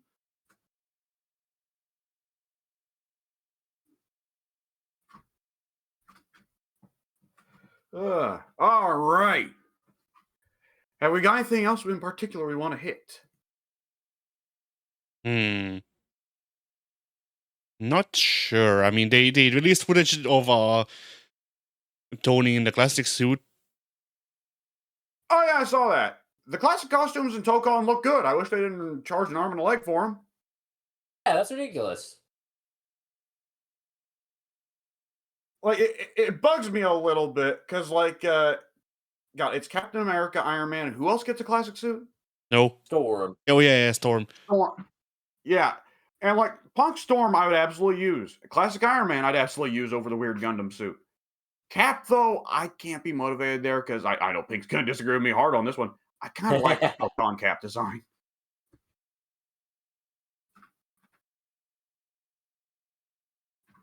Yeah, I just agree with you there, by the way. Just in case you weren't aware.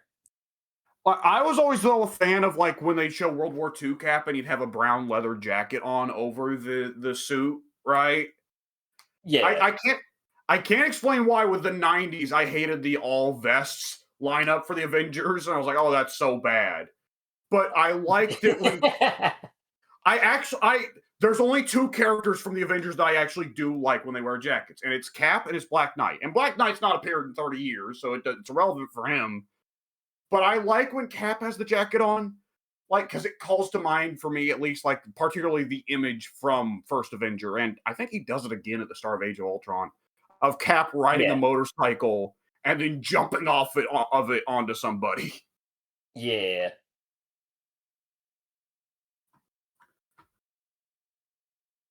All right.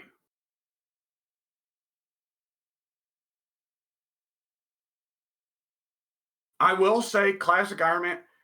How do you feel about the original? Like, now, obviously, not the big hunk of steel Iron Man suit, because obviously that one was derpy as hell. Nor the big hunk of gold suit that followed it.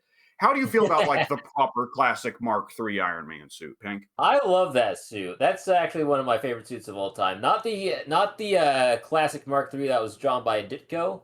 My favorite version is actually the one that has rivets on the faceplate. That was drawn by Don Heck in the '60s. Well, doesn't get as much credit as he deserves because he's overshadowed by Kirby and Ditko for that era. But he was a regular artist on the Avengers for the longest time, regular artist on Iron Man for the longest time, or Tales of Suspense, rather. And I always loved the way he drew his Iron Man because it has a very pulpy feel to it, where it's not so much science fiction and whatnot that we get with the more modern Iron Man. It's just it's a very meaty look that I really liked. So I really love the old school red and yellow, like Mark III and anything else around that time frame. I'm always a big sucker for that. Okay, I am looking at the Don Heck suit now, and I gotta say, one thing he's inconsistent about, but when he has like the weird red crow's peak over the gold mask, I'm not a big fan of that, especially when it hangs real low on his face. Yeah, I can see that for sure. I do think the rivets along the forehead are a nice touch visually, though to me it raises questions of like, wait, how's the mask come off then, if it's riveted on? Absolutely, sure. The thing that I go back and forth on, I like the classic Mark III suit in a lot of ways. At the same time, the like weird shrink wrapped skin tight like gold alloy he puts on his arms and his legs, I always find really odd. And like it's just supposed to be Stark has super tech, so he's figured out a way to make a metal alloy that will just vacuum to his skin like that. And it does make some degree of sense for like me, where the Iron Man suit he can put it on in just a couple minutes, as opposed to like hell, even the first MCU movie where it takes him like a fucking hour to get the suit on. But it still looks weird to me because it almost like, to me it's a little bit too much like a traditional like superhero comic. It's too much like tights for me, and like I don't know. I like for the Iron Man suit to have a bit of clunkiness where it's visibly not tights, you know? Yeah, I can feel that. Like hang on. I don't know if this is Don Heck here, but this did bring up this was one of the pictures that got brought up when I Googled Iron Man Don Heck. And I'm going to put this in the Discord chat. This, though, is a classic style Mark III Iron Man suit design that I really like. It looks like a suit of armor rather than tights. Yeah. And like Toukon, it's accurate because I mean, hell, I've read like the first. At some point I sat down and I read the first 20 issues of like the original Iron Man run, which is it's okay by the standards of the time. It's okay by Stan Lee standards. Yeah. Mostly because Stan Lee writes everyone as assholes, and that works for Tony, but it doesn't work for everybody else. But like they actively show like no, legitimately. It's the boots and the gloves then have like a sheath that you pull up over your arm and over your legs that then shrinks to match your arms and legs. And it's like, okay, I can buy that Tony has that tech, but that still calls to mind that like in my head, that should be a really thin metal that shouldn't protect Tony very well. And I don't like that. Yeah. But I'm hardline of the opinion that like the Iron Man suit should be extremely tough to get into. It should be bulletproof. It should be able to take some really hard hits. I've been very vocal about the past. One of a million reasons I hate Iron Man 3 is because that movie for some reason makes the suit super weak. Yeah. Like, I don't know. I'm of the opinion that the Iron Man should still be a few levels below Thor, but not by much in my head, you know? Right, yeah. And if the suit just He shrink wraps was onto always him, the heavy hitter in the old days, and it needs to remain that way because that's a man in a big metal battle suit. You can't make him you can't job him out to weak things. It's not possible. Yeah. It shouldn't be possible. yeah, like if you compare Avengers to Justice League, Thor is the Superman, of course, but Iron Man is the Wonder Woman or Green Lantern, depending on time period. Yeah. Yeah. Yeah, 70s, 80s, 90s, he's the Green Lantern. Anytime period after that, Wonder Woman. Because, boy, Diana was not respected up until a certain point, and Hal wasn't respected after a certain point.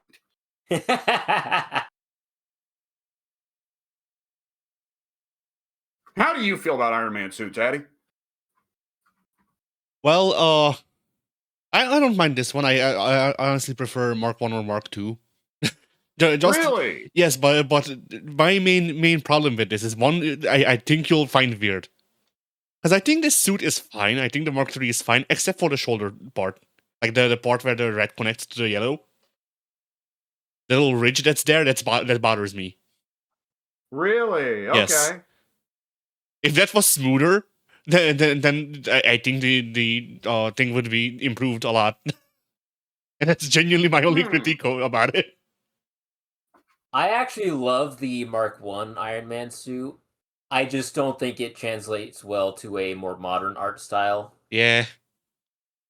It's a product of its time. It looks amazing for a 1960s comic, but like anytime modern artists try to do their own rendition of it, it's like it's fine, but there's so many gaps they have to fill to kind of make it work proper. So it's not as timeless as the Mark III red and yellow. Yeah, and I mean the reason I like the Mark 1 is because it's clunky. Like it's fucking thrown together. And the Mark 2 is funnier because Tony took the clunky thrown together Iron Man suit, dipped it in gold. And that's it. That's all he did. Iron Man was just saying, "Hey guys, I'm rich. I did nothing else with this suit." Yeah. The Mark II suit bothers me in a unique way because it's the one he was wearing in the first couple issues of Avengers. Yeah. And it's like, that's a really derpy suit Tony wore for like 5 minutes. Why is that the one that we have to deal with being on the cover of Avengers #1? I'm going to be honest. I like the Mark I suit as the suit he put together to escape Vietnam or escape Afghanistan. Other than that, I hate the Mark I suit. I think it looks like a big hunk of metal. I think it looks like a piece of shit. And that's why I love it. I think it's really funny. Yeah, that's where the charm for it comes from me. Because that was very much of that time frame where Iron Man was just a big clunky piece of hunk of metal. So I think it works great in that regard. But obviously, fast forward to 2026, whatever you're in. It's like, yeah, that can't be the default Iron Man suit for sure. Yeah. Like, the Mark I suit can, like, work to me logically as, like, being a fucking walking tank. But, like, any time period where Iron Man needs to be able to, move at a speed higher than 15 miles per hour, I don't know. Yeah, see, I think it would be funny if they did a Hulkbuster storyline, but he doesn't make the Hulkbuster suit. He uses the Mark I. I feel like you kind of could get away with that because it looks like the Mark I suit should be able to take more of a beating than the suits that came after, other than the Hulkbuster. Yeah. And yeah, like when it comes to Toukon specifically, that'd be a cool way to do. Oh, go ahead. Like when it comes to Toukon specifically, I prefer Iron Man's default look for Toukon than the Mark III, the rendition of the Mark III that they put in, because it just looks weird in the game, in my opinion. It does. It's very obviously primitive in some sense, the classic Mark III suit, in terms of like what Tony can do logically compared to the rest of the cast. Whereas like Captain America can get away with having a very classic costume because it's just tights. And what he's wearing in his default costume is just tights, but with a leather jacket over it. I mean, it's not just that, but also like it just looks out of place, I'd say. Like It kind of does, but I mean, like, I guess it depends on the stage, though, because like on the New York stage, it looks more than fine. But New York stage, you wall break over to the City Park section, and there's the Mark III suit right there up on the stone statue. yeah.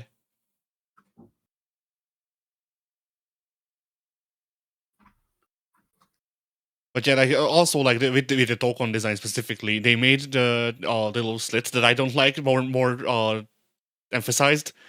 So I love the little slits, but mostly because of like one particular comic panel that always makes me laugh. Let me see if I've got it saved to my phone so I can put it on. But there is a certain comedic dynamic I love to the little slits of them looking like just Tony, like not looking like Tony is. They look like Tony just has a flat expression of just no sell, and that always makes me smile. Do I have it saved somewhere around here? Oh no, I don't think I do. Oh no. Oh well, whatever. I can explain it. It's the spot in the original Secret Wars from the '80s, not the new Secret Wars.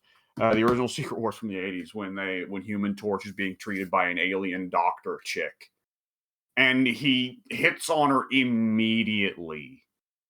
And Rhodey in the Iron Man suit with the completely flat, expressionless slit face of the classic Iron Man suit just simply says, "Torch, you got no class, man." Oh no, I'm not talking about the mask. I'm talking about the shoulder things that protrude out. Oh, okay. You must have been very confused why I said that it makes it look like he's got an expressionless face. Yeah, no, the mask I'm fine with. Like the design I'm mostly fine with. It's literally just like the part that I dislike about it is the shoulder parts, the little things where it joins, where it's a bit thicker for some reason. Where it joins with the yellow thing that he puts on his arms, and in Toukon they made that more pronounced. They did. They actually, I did notice that. I'm kind of fine with that. I almost kind of like that a little bit in like visual disparity sense, but like it's not going to be for everyone. And big shoulder things are really awkward on some designs, Tony included. Tony, I'm in favor of sleeker suit designs, certainly. Like there should be bulky Iron Man suits for Rhodey, you know? Because Rhodey's the guy who was like, yeah, just make the armor thicker and give me more gun. I don't care. Yeah. I mean, that's the other thing of like I generally don't like the more bulky Iron Man designs. Like I'm fine with the '90s design that they went with for the Marvel series. Like I'm okay with that, but like when we get to Hulkbuster, I'm just like, okay, no, that's too much. The only bulky Iron Man design I like is Mark 1 or Mark 2, I guess, but it's the same thing. Oh, I forgot about the '90s design. I like the '90s Iron Man suit a lot. Yeah, that's a cool one. Iron Man is probably my top 2 Iron Man designs. I love that. Well, Marvel vs. Capcom 2, like the Marvel vs. Capcom games got very lucky timing wise because a lot of the characters wound up with their best designs around that time. Like, yeah, that was the specific time frame when we got a Cyclops that actually didn't have an awful costume. Yeah, absolutely. Like, there's one good Cyclops design, and we have been running away from it at top speed ever since. Yeah. Stop giving him a fucking cowl! Ugh. Whew. How do y'all feel about Rogue with a hood? Rogue? Rogue with a hood, yeah. I very much more partial to the '90s design for Rogue. I'm trying to remember because she's had like a hood design that I liked, but a lot of her hood designs I don't like because a lot of them where it's like she's wearing a big. I was about to say big yellow. It's not yellow at all. Well, not quite. But it looks like she's wearing a big green raincoat with a hood over it, or hood over her. And I never liked that look. It looks too formal for me for a bruiser like Rogue. So, not my style. That's going to also be part of the question: is whether how appropriate you feel the hood is.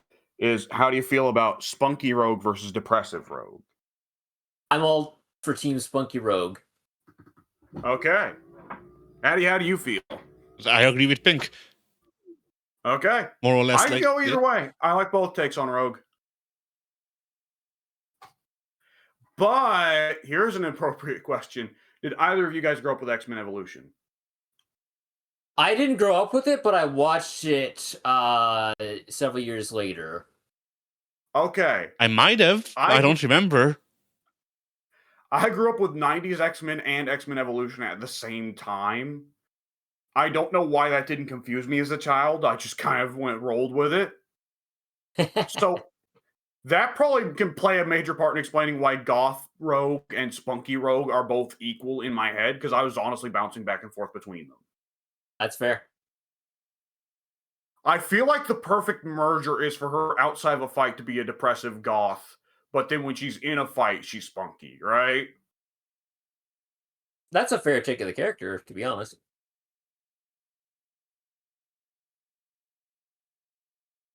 I also got lucky on that front. I remember this Evolution. That is, I remember this. I distinctly remember. They were running the 90s show later than usual, which is how I watched it. And I remember watching X-Men and going, and liking it. And then they started showing Evolution instead, and then I stopped watching. Evolution's definitely weird in some ways. Evolution being about teenagers in school is definitely different.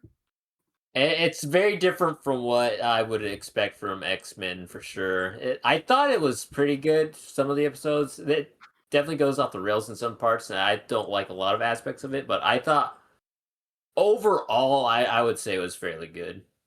Yeah. I was also a big fan of Rogue in that show as well. I thought she was like the star character of that show. And I think the writers tend to agree, because a lot of it is so much focused on her. But yeah, I definitely wouldn't hold anybody or hold it against anybody for that Rogue to be their favorite version of Rogue, because I do think that was a very good interpretation of the character. Like I think back on that very fondly in terms of like being thankful, because the 90s show, I would say, like, the 90s show is for most people the definitive pop cultural take on the X-Men for good reason, but it does lead to there being some oversights, people not understanding how the X-Men work. And the chief one there is going to be that the 90s show doesn't have Nightcrawler or Kitty Pryde. Yeah. Whereas Evolution has both Nightcrawler and Kitty Pryde in spades. They're both all over that show. So I'm really thankful for that, because it means that unlike a lot of people who grew up with only the 90s X-Men, that means I did get to grow up with Nightcrawler and Kitty Pryde also being important X-Men characters in my head, right? And I don't have... Like, some days I get a little... God, how long did it take me? How many years did I have where anytime Green Lantern came up, I would say, John Stewart's the only one in my head. I don't like Hal. Right? Yeah. Just because I grew up with Justice League cartoon. So in my head, the Green Lantern of choice was John. And Guy's cool because he's an asshole, but Guy's not the primary Green Lantern. He never has been, he never will be. That's not the point of the character. The point of the character is, what if there was a second Green Lantern who was an asshole? And the version of Hal I'd seen was New 52 or Rebirth stuff where Hal's just a dumbass. Oh, yeah. So for like 10 years in our group, anytime someone would say like, oh yeah, let's have some good Hal Jordan stuff, I'd say, fuck off, no, go John. Like, I had to go back and read the shit from the 70s and the 80s to find out, oh, Hal was actually a really fun character back in the day, before Jeff Johns happened. Well, no, you can't blame Jeff Johns. It's Gerard Jones that fucked up Hal. But we don't talk about Gerard Jones because he molested children. That's a fact.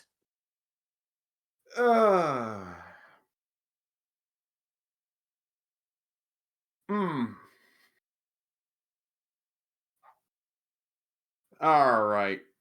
Do we have anything left for fighting games that we want to hit? Let's see.